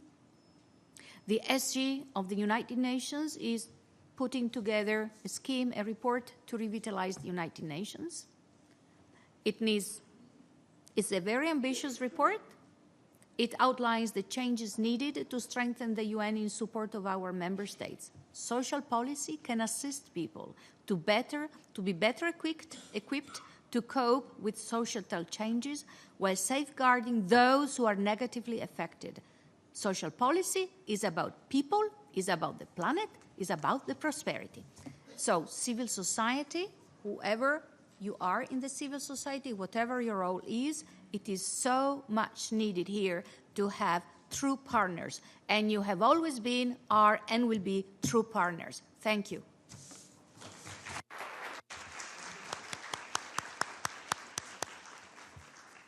Thank you very much, Daniela, for your statement. Again, I'm going to turn to the floor. If any one or two participants wish to make a comment or reflection in terms of what you've heard. Short. Yes, I see one gentleman up there. Yes. Your name and your organization, please. Hello. Good morning, everyone. My name is Emmanuel, and I represent Women in Development and Environment. My question is, I listened to what the gentleman from China said on the panel, and also what Daniela just said. As a youth from Africa, Nigeria to be precise, we have these policies in place, but the achievement China recorded had to do with the willingness of the government and the state. But this willingness is not there in Africa or in Nigeria because we have these policies in place, but the problem is actually pushing to impact these policies. So my question is, what do you advise we, the youth of Africa to do? Should we continue making noise and asking our government to take responsibility, or do we start developing strategies to actually work on ways to implement these SDGs? Because the policies for human rights are there, some policies on social inclusion are there, but they are just there on paper. So what do you advise me as a youth from Africa to do moving forward? Thank you. Thank you, Emmanuel. Any other? Yes, Helmut. Thank you very much. My name is Helmut Delischer. I work for the Free Hebert Stiftung in Zambia. And I'm happy to hear from you that you have very well summarized the core challenge, what we have in our work, bringing other forces together to have an impact on the implementation. Like my colleague said from Nigeria, so we are very often surprised to read very good documents, even signed by governments, and then we are puzzled when we are working in the field in the countries, how far we are away from having an impact on the implementation. And I think we together here today, it's a good chance trying to support ourselves to have an exchange on strategies from the range being more pushy, challenging, or being more cooperative towards governments, because at the different levels there are different problems. Sometimes it's an empty political commitment, so even it's signed, in some countries you have the impression the government does not have the intention to fulfill that, what they have signed. On the other hand, you have the impression there are governments and countries, they do a very big effort, they have technical challenges. Now for us, and we as Ebert Foundation are supporting civil society, trade union, and other movements, it is quite helpful in occasion like this one during the days here, trying to support ourselves with having an exchange what is working better and what is not working so good, and what is on that range, being pushy, confrontative, being outspoken, and being cooperative. And this would be a very helpful thing. We could streamline with all the international organizations and also the groups like the Global Coalition for Social Protection Flows, that we have concrete exchanges and we help ourselves to position, to confront, and to say, sorry, you're at this level, like this it does not make sense, so we are at that level, it makes sense to go in a technical way that we together can create an impact. Thanks. Thank you. Now we're going to turn to the third panelist, Ajay Kumar Singh. Ajay is the director of the Odisha Regional Forum for Social Action. He is a Catholic priest who serves in the Archdiocese of Cuttack in India, and who presently serves as the director of the Odisha Forum for Social Action. Father Singh has a long history of being a development activist, human rights defender, and an advocate for India's Dalit, Adivasi, and minority communities. Ajay is the founder of the Dalit Adivasi Vikas Initiative.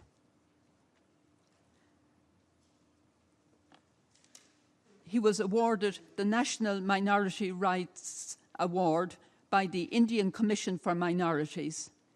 He has an MBA from the Xavier Institute of Management and a Master in Law from Ukal University. Ajay, you're welcome, and you have the floor. And I think Ajay has a PowerPoint. Yes. Okay, thank you.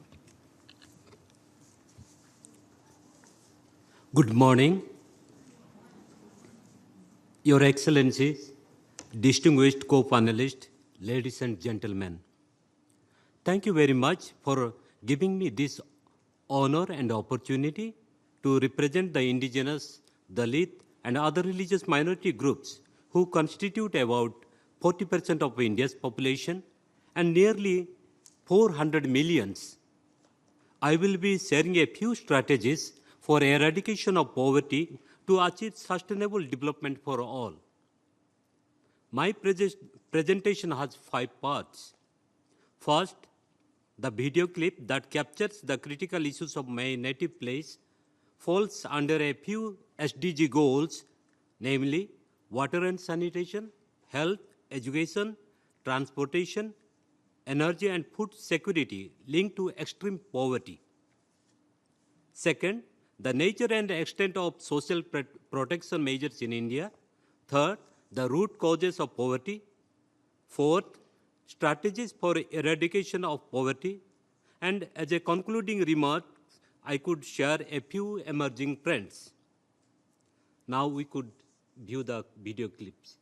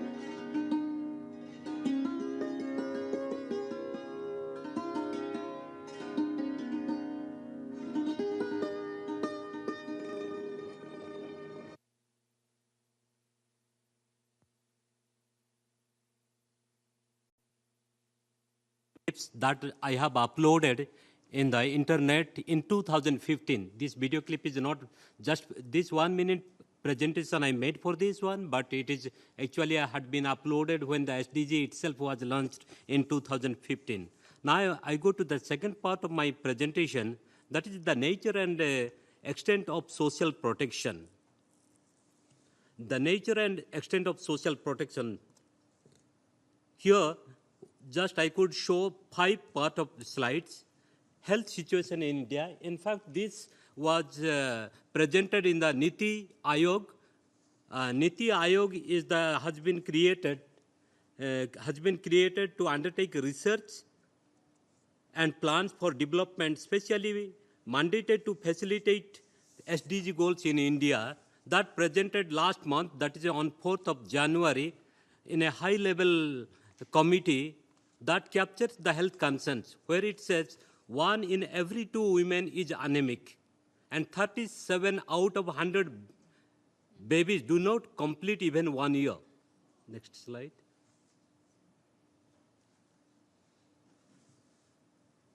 Next slide. The share out-of-pocket expenditure in total health spending, India is among the highest in the world and forces people into destitution and adds 4.4 points to its poverty line, as you could see. Next slide. The Social Protection Report in 2014 and 15 shows that less than a fourth of India's population above the statutory pensionable age receive any kind of pension. you could see in comparison to the other countries, the state of pension receiving. Next.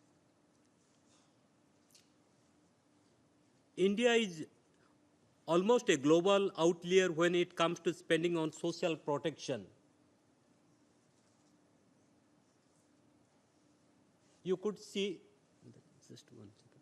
You could see it has been on the decline on the social protection over the years and presently.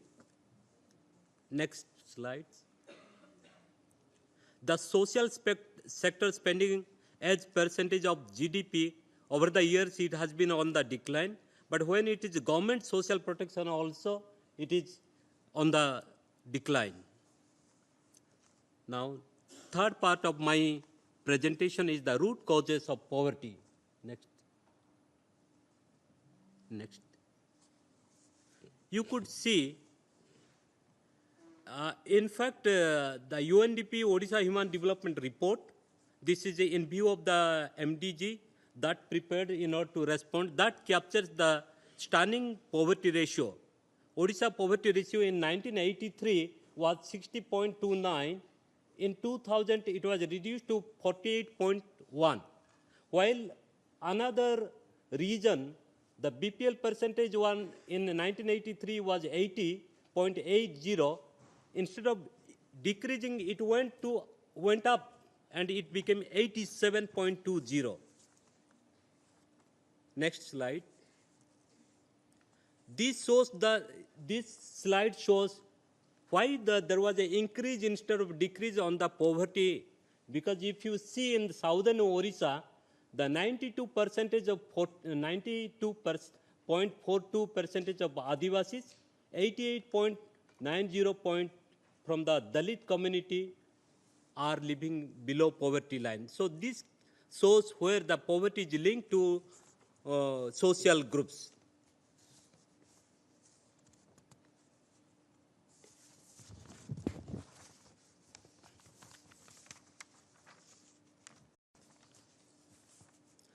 In fact, recently or last week, Oxfam released its report where it cited caste and religion is the major factor of poverty in India.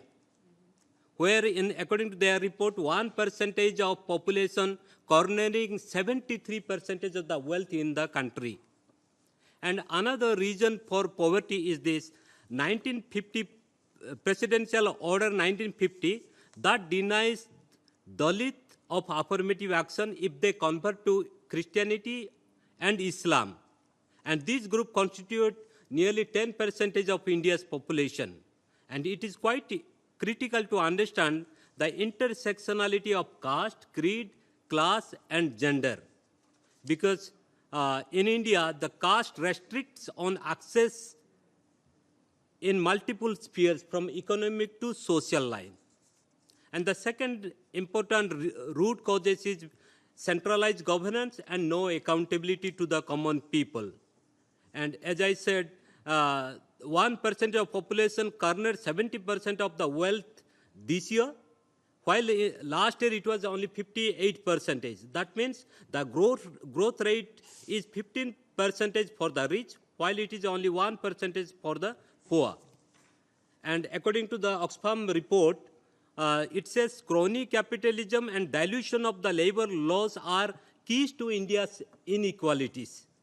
And this is when India celebrated just 3-4 days back, and in another report says that it has become 7th wealthiest country in the world today.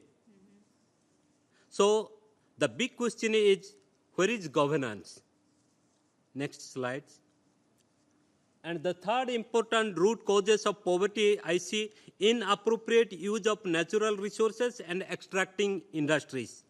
The poor people become poorer if they lose access, because they lose access to their own resources, source of life and livelihood, identity and culture.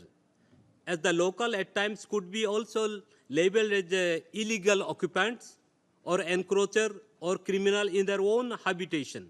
For example, 50% of the displaced people in India for development purposes are from indigenous community who constitute 8% of India's population. And the fourth root causes I do see, economy is considered to be the master key in addressing poverty and inequality, while social, cultural, civil, political, religious rights, which are critical to human dignity, have been ignored. And we need to underline the importance of multi-dimension of poverty and inequalities. And I am having a 6 actionable strategy for eradication of poverty, and this actionable strategy comes from my own experiences rather than just from the theory. Women remain as the first focus. So whenever we want to get into any eradication of development, women has to be the first. Secondly, we have to focus on the vulnerable groups and address the concern of social exclusion. Third, people-centered governance. Fourth, our development initiatives should be community-led development. Fifth, development should be with dignity framework. And sixth, there should be a collective action in collaboration with state, civil society, groups, business, academia. Until we come together, we cannot achieve proper inclusive development. And to conclude, I do see until we address the concerns of poverty and inequality, there could be 3 major alarming trends, that is increased unsafe migration and trafficking, increased conflicts among the social and religious groups, perceiving the other appropriate their resources and conflict with the state apparatus. Third, trust deficit in democratic institutions. Hence, the challenge is to count the socially excluded groups in goals, targets, and framework like gender without undermining or ignoring them to be minuscule in numbers. Thank you very much. Excellent.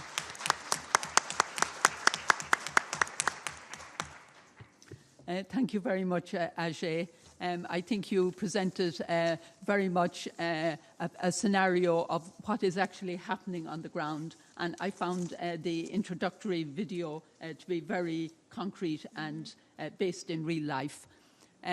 We'll just take 2 comments from the floor or questions that in response to what you have seen and heard. Yes, sir, you have the floor. Your name and your...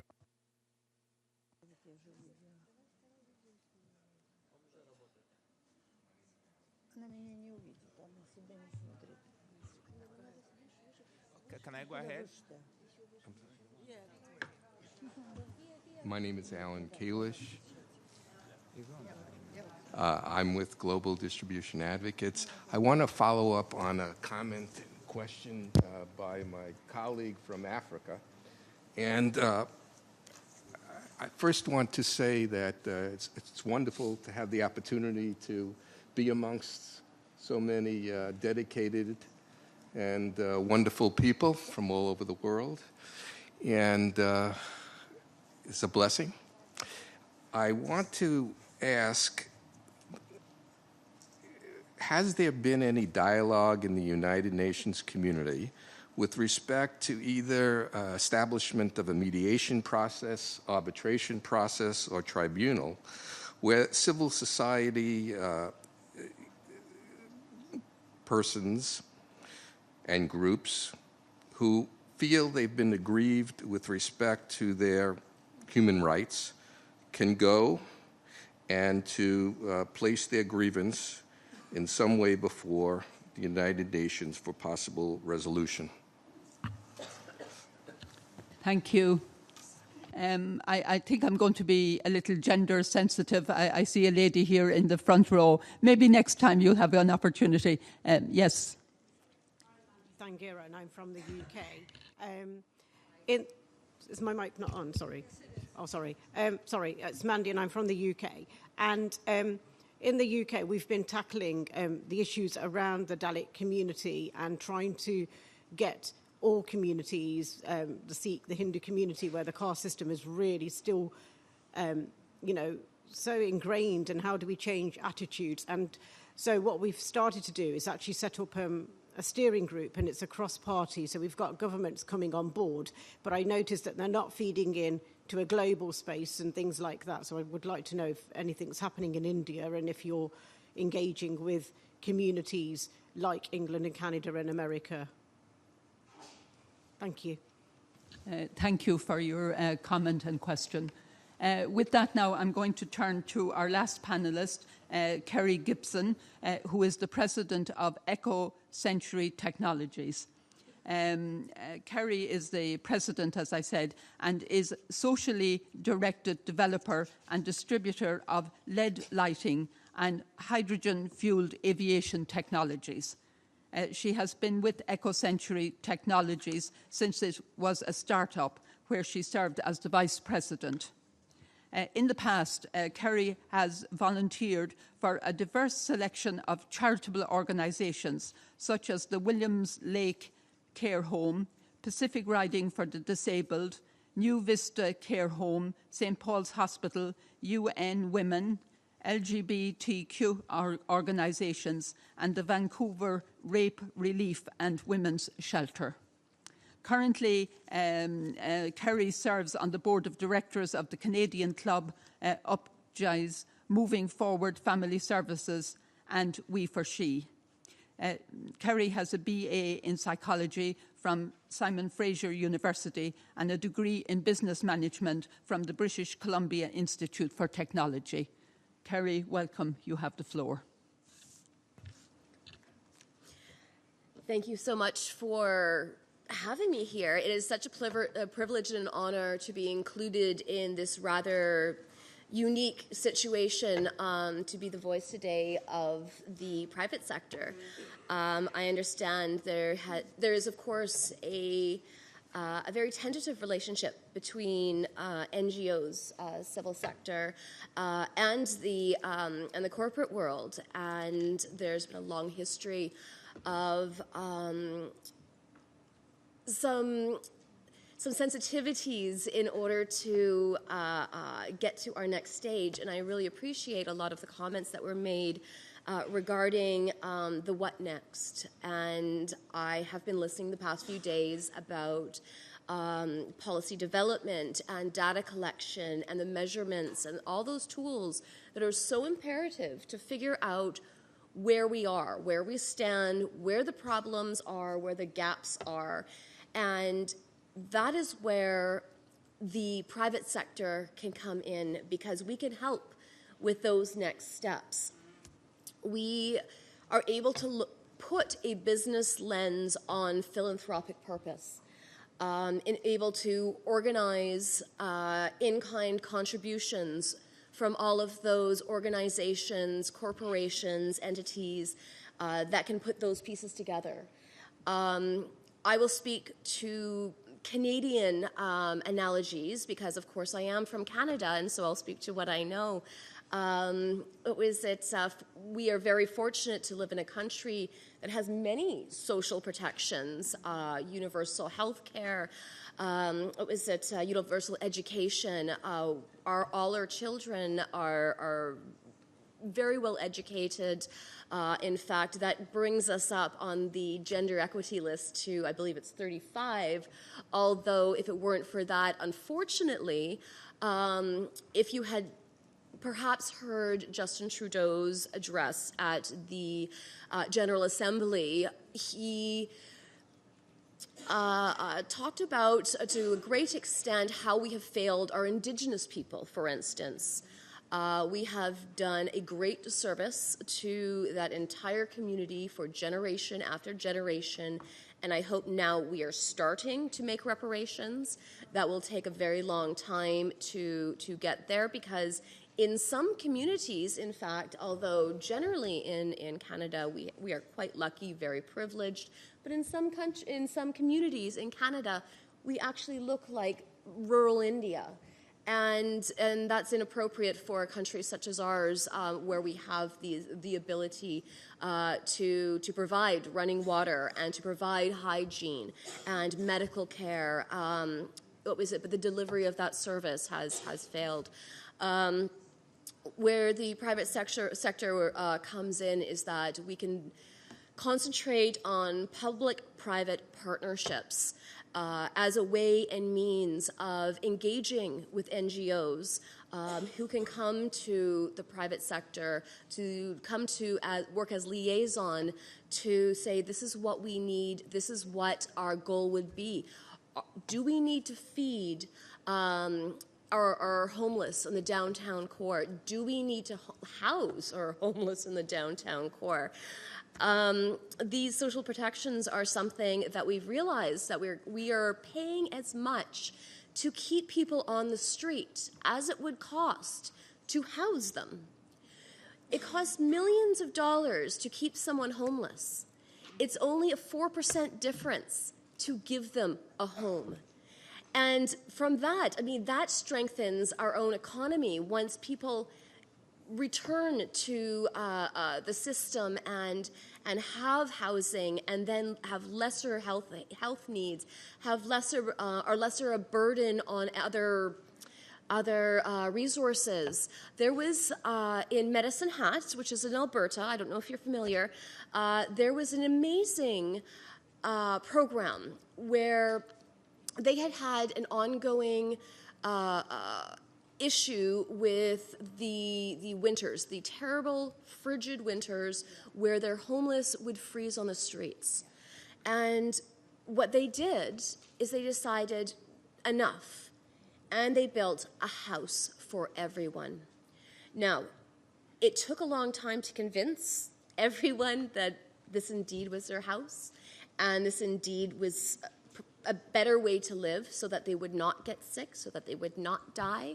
Was it many were able to get the health care, the regular health care, the mental health care, all those deliverables, because, of course, they were built in a part of the community that had those readily available. And it's far easier to be able to deliver to people who are in a particular area than spread out through back alleys. And these people were then, many of them became engaged. They felt pride in themselves. They became healthy. They became employed. They are now contributors back into the economy. And then we are able to do more from that because we are spending less on those people who had required it so direly. And so putting a practical business model using that data collection together in coordinates with all of the entities who can provide services, the builders, the developers, the building suppliers, the workers, or the volunteers, who can come together with government and with NGOs in order to fill those gaps. Because our government just does not have the capacity or the capabilities to be serving everyone until we have achieved the SDGs. It's going to take all of us.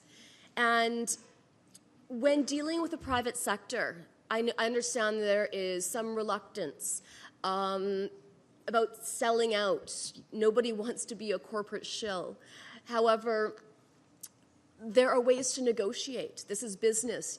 Tell people what you want and tell people how you want it. And everything's a negotiation. And there's always a meeting of minds in the middle that I think everybody can be happy with, so that these relationships live on. You can go forth and tackle next problems together.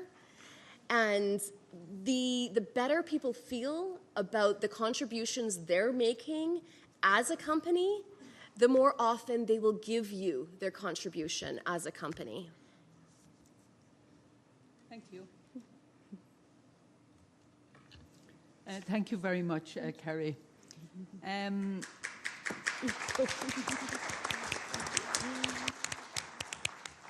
There is no doubt that this is a multidimensional, focused panel. taking account of many aspects of social need and of ways to address it. Before I open the floor for further interaction, Councillor Yao needs to leave. He's a member of the Bureau for Social Development, so we will honour and respect his time and his commitments. But he would like to address and give a response in terms of the questions that were focused towards him. So, Councillor Yao. Thank you. So just now, there are two questions. First, on China's implementation of Madrid Plan of Action and also the SDG. In fact, for China, we think that there is no contradiction. It's a follow-up. And since the Madrid Plan of Action, in fact, China has first established the coordinating mechanism. We have an office specially devoted to promotion and protection of Asian people. And also we have, have made and also implement several 5-year plan of action on Asian people. And so we... From 2002, we have implemented the Madrid Plan Action very strictly. And also after the 2030 agenda, last year for China, we, according to based on the Plan of Action and also SDG, last year we have a new 5-year of plan on Asian population, and also we have on how a plan to promote the technical knowledge, especially the internet and big data, and the smart, make the promotion and the protection of Asian population more smart. And for China's age. As you know now, China is already getting to the Asian society, and we attach great importance for the Asian population. Not only just take care of them. On one hand, we try our best through pension system, through care system. We try to protect and promote their interests and rights. But on the other hand, we try to encourage the active Asian. We encourage Asian population to continue to do contribution for the whole society, to play their positive role, both inside the family and also in the society and the community. And like we have culture and university for the Asian population, and we are trying to make the retire age later. Now for the male is 60, for the women is 55.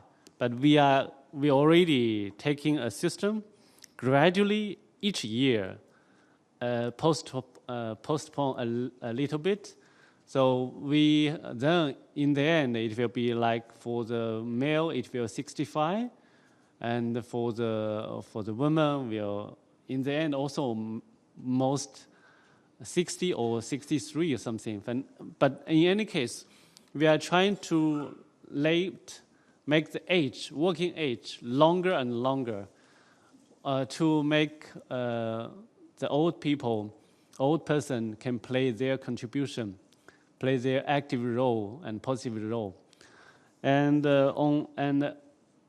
in this field, we do not only, depends on the government possibility is the main responsibility, but also we try to encourage the private sector to get involved especially for the caring for the Asian population, to make more competition for the private sector. Make investment for the facility to take care of the old persons. So in all, we have a very, systematic plan and mechanism to protect and promote the rise of Asian population, and also make their development, their role, their contribution can continue to the most extent. That's the first question. And the second question is on the how China could help reduce the gap between the developed country and developing country. First, I would like to make it clear that for China, we are still a developing country, but we attach great importance to try to help other developing countries. We, through bilaterally, also through multilaterally, we provide a lot of assistance to developing countries, especially African country and the least developed country, to help them, especially on the infrastructure construction, and also the agriculture, public health system, and help them in modern industrialization. And one of our principles is to not only to give the fish to the country, but also teach them how to fish, or how to to depend on themselves in the future. So, and we also attach importance on helping the public goods of the developing country. We think that infrastructure in construction, like build the road, build the rail, and also in broadband, telecom, and tele equipment. I think those is very important for not only the economic development, but also for the social development and environmental protection. We try to encourage the innovation in all the fields.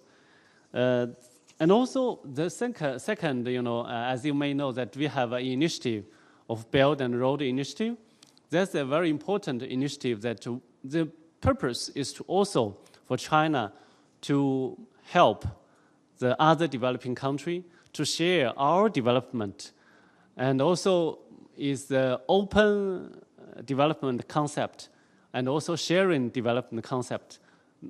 We just would like to, through our contribution, our cooperation with the countries around the road of Belt and Road, to jointly development together. And in this Belt and Road Initiative, we have 5 pillars: is policy exchange, infrastructure construction, and financial help, financial cooperation, and people-to-people exchange of views. So by this kind of cooperation, we would like to help and other developing country. And the third is to in the UN platform, in the multilateral mechanism, we also always promote, to strengthen South-North cooperation with the complementation of South-South cooperation. And in all the platform UN forum, we emphasize the importance that for developed country to really implement their commitment on the ODA and also technical transformation. So in the international forum, we also push and promote the cooperation to help the developing country. We hope that by all those efforts, the gap between developed country and developing country will be reduced as fast as possible. Thank you.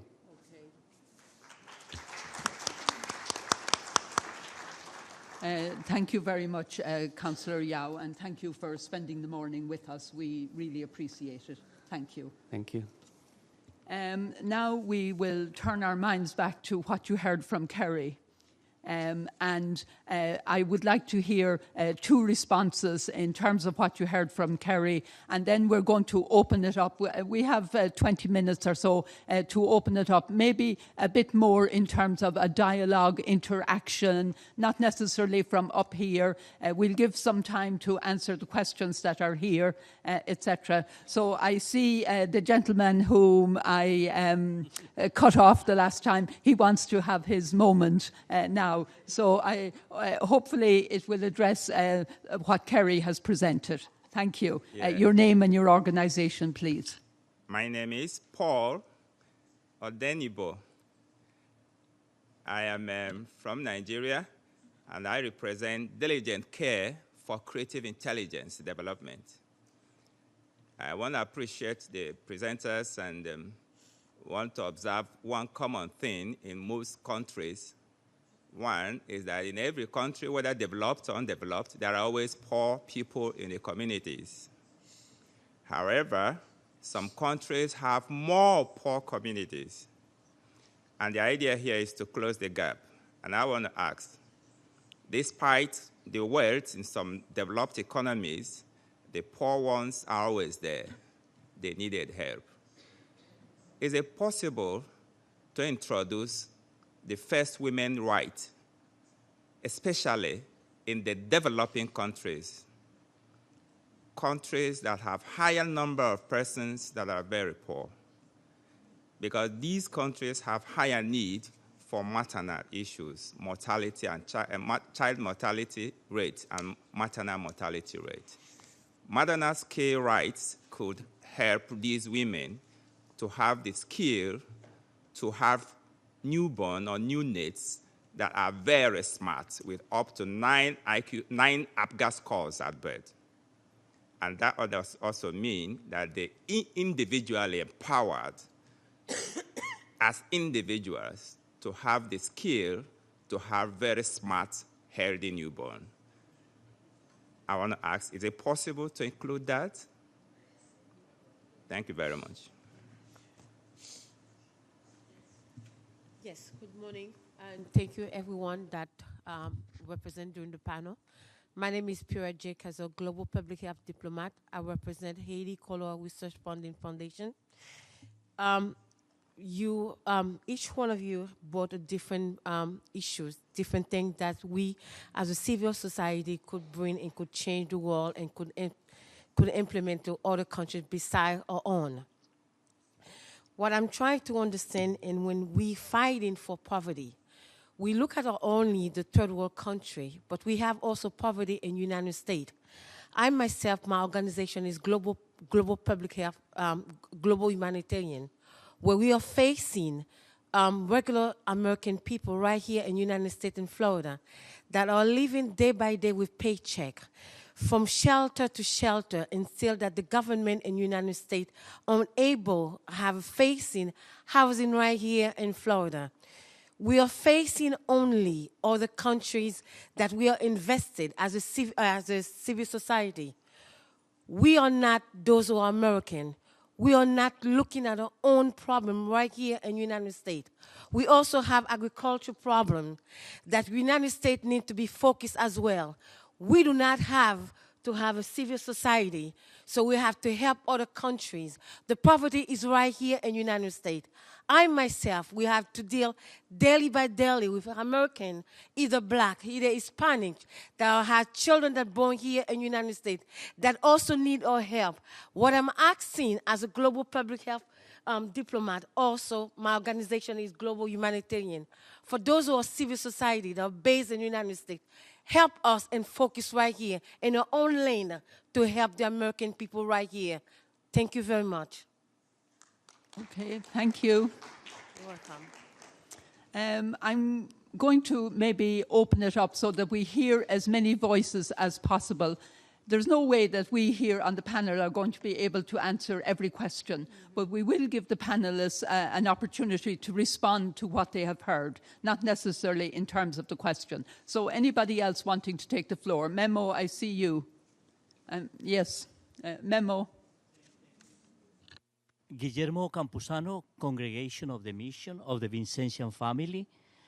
I thank you, Kerry, for putting on the table the houselessness problem and mentioning the problem of the indigenous peoples in Canada. We see this very connected with the social protection conversation. We think the housing is an essential dimension of the social protection. And we think at this point it's essential that the member states decide to measure homelessness nationally so that we can address the problem systemically. And only 26 countries are measuring right now homelessness, and the need to have data is at this point very crucial. The conversation on the agenda of the 2030 agenda of the UN is an ongoing conversation. It's open. We can still work on new indicators, and we would like to see an indicator on the SDG 11 on the measuring and ending of homelessness as an essential dimension of the eradication of poverty. Thank you. Thank you. There was a gentleman, is it? Yes. Oh, no? Okay. Thank you. I was very happy with. Did you already speak? Sorry, you did. Yes. Yeah, Okay. Let's leave it open. Yes. Wait now. One here. Yes. Yes. So who did you see? Am I on? Okay. I thought you spoke. Thank you. I'm Marvi Misolas. I'm representing Marinol Sisters and Marinol Office for Global Concerns. I have been taking the questions that had been posted by the speakers. One from Juan Somavia. What might be the economy that is needed for the social development and for the SDG 17 SGD goals to be able to attain? And from Ms. Blas, what will be the integrated policies look like? I would like to propose like a change of our shift, a paradigm shift in how we tackle things. And I would like to call on, we have the Earth Charter. Maybe to be able to deliver our social protection policy and to protect all peoples, we have to protect our nature. We have to put nature's rights first, and that's not a business as usual thinking. When we protect the rights of nature, we are assured that we are protecting the rights of people. Thank you. Thank you. The lady in red, yes. Thank you very much. I'm Susan Roylance with the Howard Center. I heartily support recognizing the importance of creating a life of dignity for all. Part of the solution to achieving that goal is to help people help themselves, and I know there was discussion of the NGOs becoming involved to do that. We heard recognition of NGO partnerships with other civil society organizations, with governments to create programs to achieve all of the SDGs. I invite all of you to visit our exhibition booth in the hall and read of the best practices examples that we have put into a book to show how NGO programs can move them out of poverty. The Honorable Juan Somavia referred to the need for maternity protection to old age. Our book, Family Capital and the SDGs, gives examples to help achieve that goal. And in relation to human rights, I would remind you of the Article 16 in the Universal Declaration of Human Rights, which states that the family is the natural and fundamental group unit of society and is entitled to protection by society and the state. I think if we concentrate more on the individual family unit and how we can empower them so they can help themselves and increase their individual dignity, we can achieve the SDGs sustainably. Thank you. Thank you. Yes, the lady in the back. Larissa Zelentsova, President of Interregional Public Charitable Organization of Assistance to Persons with Disabilities, Sail of Hope, Russian Federation. I would like to give a recent, real example of how NGOs can influence on the government or how they can work in partnership to fight against poverty and hunger. The recent events which have placed just a year ago, we were in India and brought there our famous scientist, the author of the project of cleaning the holy river Ganges. And it's known that this is the most important project for the Prime Minister Narendra Modi. And this Russian project was adopted by Minister Gadkari, the Minister of Ganga rivers and water resources. And within this project, there will be a project of purification water and production of fertilizers, production from silt, production of gas, etc. And it will cover those 23 big cities which are along river Ganges and all other small villages. So that's, I think that is an example of working as NGO. Thank you.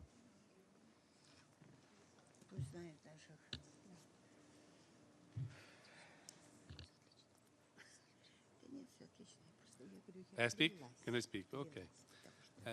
I'm Daniel Moschetti, Vivat International, and I've been for 20 years in Africa, and I thank for the contribution that they have given the panelists, but the reality in the world is the poverty is increasing, and our sister from US has just confirmed that it's not only in the south, but especially in the north, US, Canada, Europe, and so on. This is a reality. And the issue is also that we have, Daniela strong so much the point to do strong policies for social development and so on, and to be respected. And they are right. This is right, is important.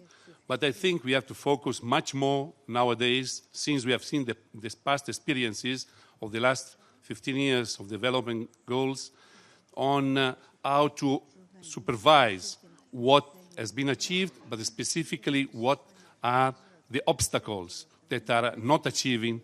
Because when we speak about Africa, and I'm very sorry that the representative of China has gone, but when we are speaking about Africa, we are speaking about land grabbing.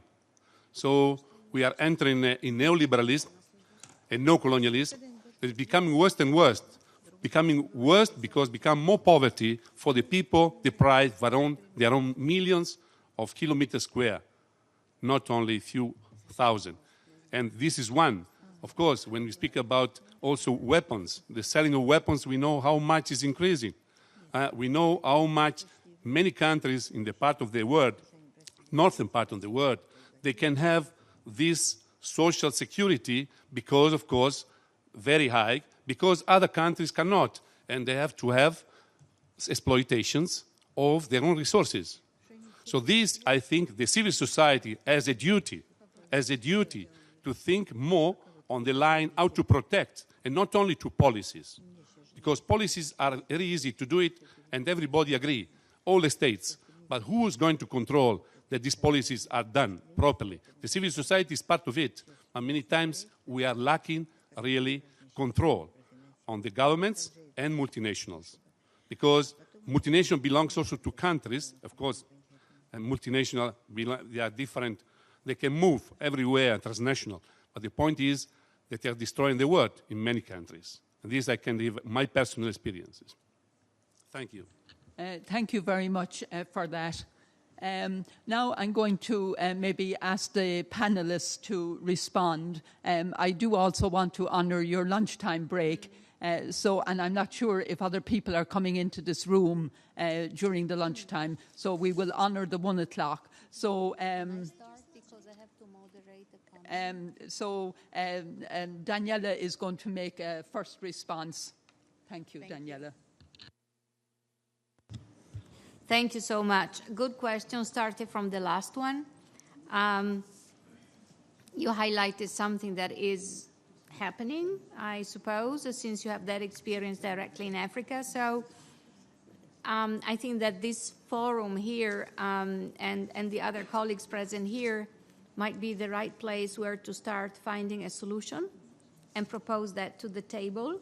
And then when NGOs prepare their final report to be submitted, for instance, to the Commission for Social Development, because this is what's happening right now, that could also have most probably a positive impact to monitor. I prefer the word monitor to control, but it's a personal preference, to monitor the implementation of the policies, and where the implementation is still weak, then to see how the civil society and other stakeholders can support policymakers in implementing the policies that they have decided are necessary for the well-being of that community, and therefore to keep gaining and deserving the trust that the community is putting in those governments, right? There was a question asked in different forms about, from a youth representative, but also from others, on what can be done to be heard and really have an impact in the society, even though there are in many countries policies, yet, as you said, sir, even the youth from Africa and others feel that these policies are not implemented. So what can be done? What can be done?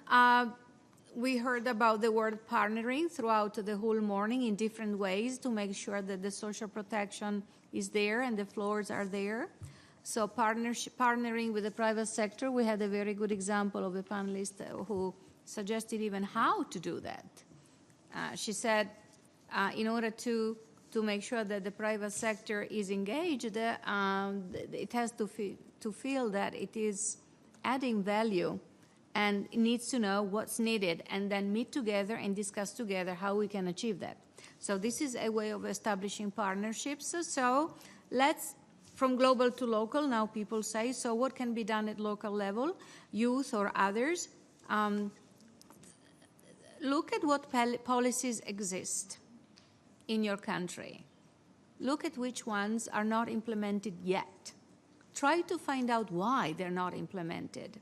Gather together, find a solution, and then be heard by the policymakers in a positive, constructive way by giving them the solution. Keep in mind that whoever is a policymaker, often their mandate is kind of short.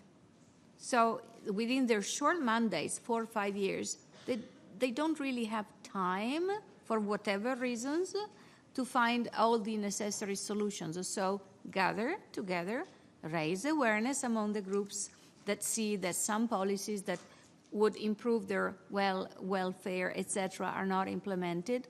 Bring those voices to the table with a solution. And the policymakers, since they're not going to sit there for long because they might be re-elected or else, depending on the culture of the country, then by finding the solution, they might be able to implement what has already been decided in policy terms. This is something I wanted to share. And another thing, do count on the United Nations. We do have capacity development programs. We can bring, therefore, what exists at international level to national level, reminding those countries that they have at international level signed certain agreements and certain resolutions. So we will help them to implement them at national level. Thank you. Thank you, Daniela. And now I turn to Kerry, whatever you would like to share based on what you've heard and comments. Thank you. Thank you, Winifred. Yes, learn how to write a proposal. Our governments are proposal-driven. So if you know how to write a good one, that you're going to get the cash. It is simple as that. They are happy to write a check, especially the Canadian government at this moment, just issued $20 million for any cause to fight against violence against women. That was just announced by Minister Maryam Monsef. We have, I believe, $150 million available for women's causes, period. When other administrations had backed out of Planned Parenthood initiatives, the Canadian government vowed to support those internationally to whomever requires them. And I think that, too, could include something regarding educating about maternal services. Any of those protections can be worked into that gift that Canada wants to give the global community. I, too, was disappointed to see China go because China has such a role to play in many other countries. And the development or their own development within those other countries. Now, I'll try to be as sensitive as possible, but please remember, I am not a diplomat. For instance, Ethiopia at the moment has a large presence from China, and they are doing a lot of business for their own purpose. Now, the Ethiopian government, I feel, has a right to request more from the Chinese government than what they have.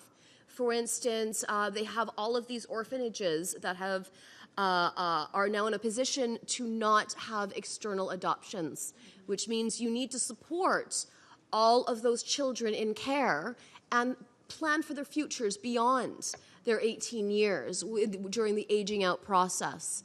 I think the Chinese could definitely play a great role in creating ecosystems for these children as they are now community members in Ethiopia. It's a great way to start participating. For instance, there's one particular orphanage I am familiar with, and the land surrounding it is perfect for a vineyard.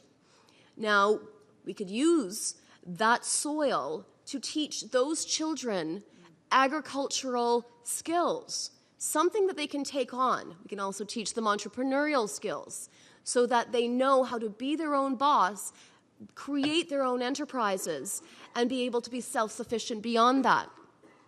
So what can we ask the Chinese for? They are building a development next door. They can drill for irrigation. They can be good neighbors. And I think we all have responsibilities as developed or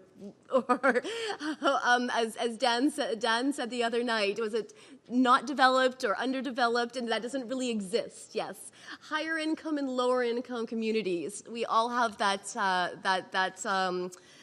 position where we just really need to be good neighbors to each other.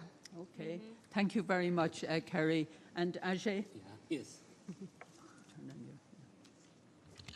Thank you very much for raising the issues of Dalit in UK.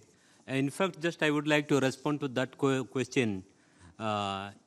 Just before responding to the issues of Dalits in UK, just give a little information. Dalit and Adivasi constitute nearly 25% of the population in India. But in our Supreme Court, since 1950 onwards, only there were 4 persons belonging to this community. So the conviction rate when there is a violence against Dalit and Adivasis, there is a conviction rate is 5%. But another issue is that when there was a death penalty, sending them to the gallows, it was Dalit and Adivasi and the religious minority constitute nearly 94% of the death penalty went to them. So you can understand the conviction rate is 4 to 5% on one side, but when sending to the gallows, it is 94 from the same community.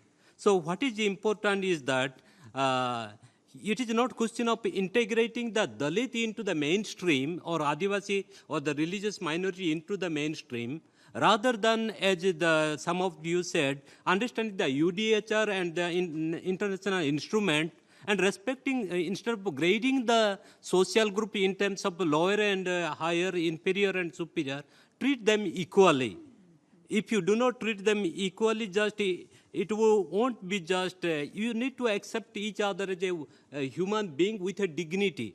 Because the caste system is that even the animal or the birds and all, they can enter somebody's family, but you cannot you won't be allowed. That is a gradation of the human community that has to be changed, and this changing need to happen through public education to change the mindset. Unless until the mindset is changed, nothing is going to happen. That is why in UK is the issues of caste was in 12 countries in Southeast Asia, even including some of the countries in Africa and Japan and all those things. So it is not related, just associated with India as such. But what is important, I do feel, is giving due dignity and with regard to the deprivation, poverty is linked to this social exclusion. Unfortunately, we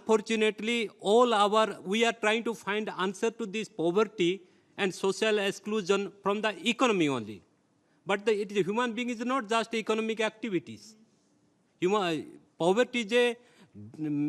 Poverty is a denial of human rights and dignity. That is why the answer lies not on economics when it comes to social exclusion, but answer lies in what we know in UDHR and international rights are also in. Solution lies in social, cultural, and religious rights and cultural rights. Unless until we find that answer, the extreme poverty will remain as before. And it will be worse still. Thank you very much. Thank you. Thank you very much, Ajay. I think the panelists deserve a big round of applause. Thank you. Thank you. Thank you, Terry. And I think you were great in how you engaged with the panelists and in bringing forward different views and different solutions. Before we leave for lunch, I have been asked that you leave this room now and please do not return before 2:45 to this room. There are many other places around the UN that you can sit and chat, etc., but please don't come to this room until 2:45. Thank you very much, and the discussion will continue then. Thank you. Have an enjoyable lunch. Thank you. Thank you.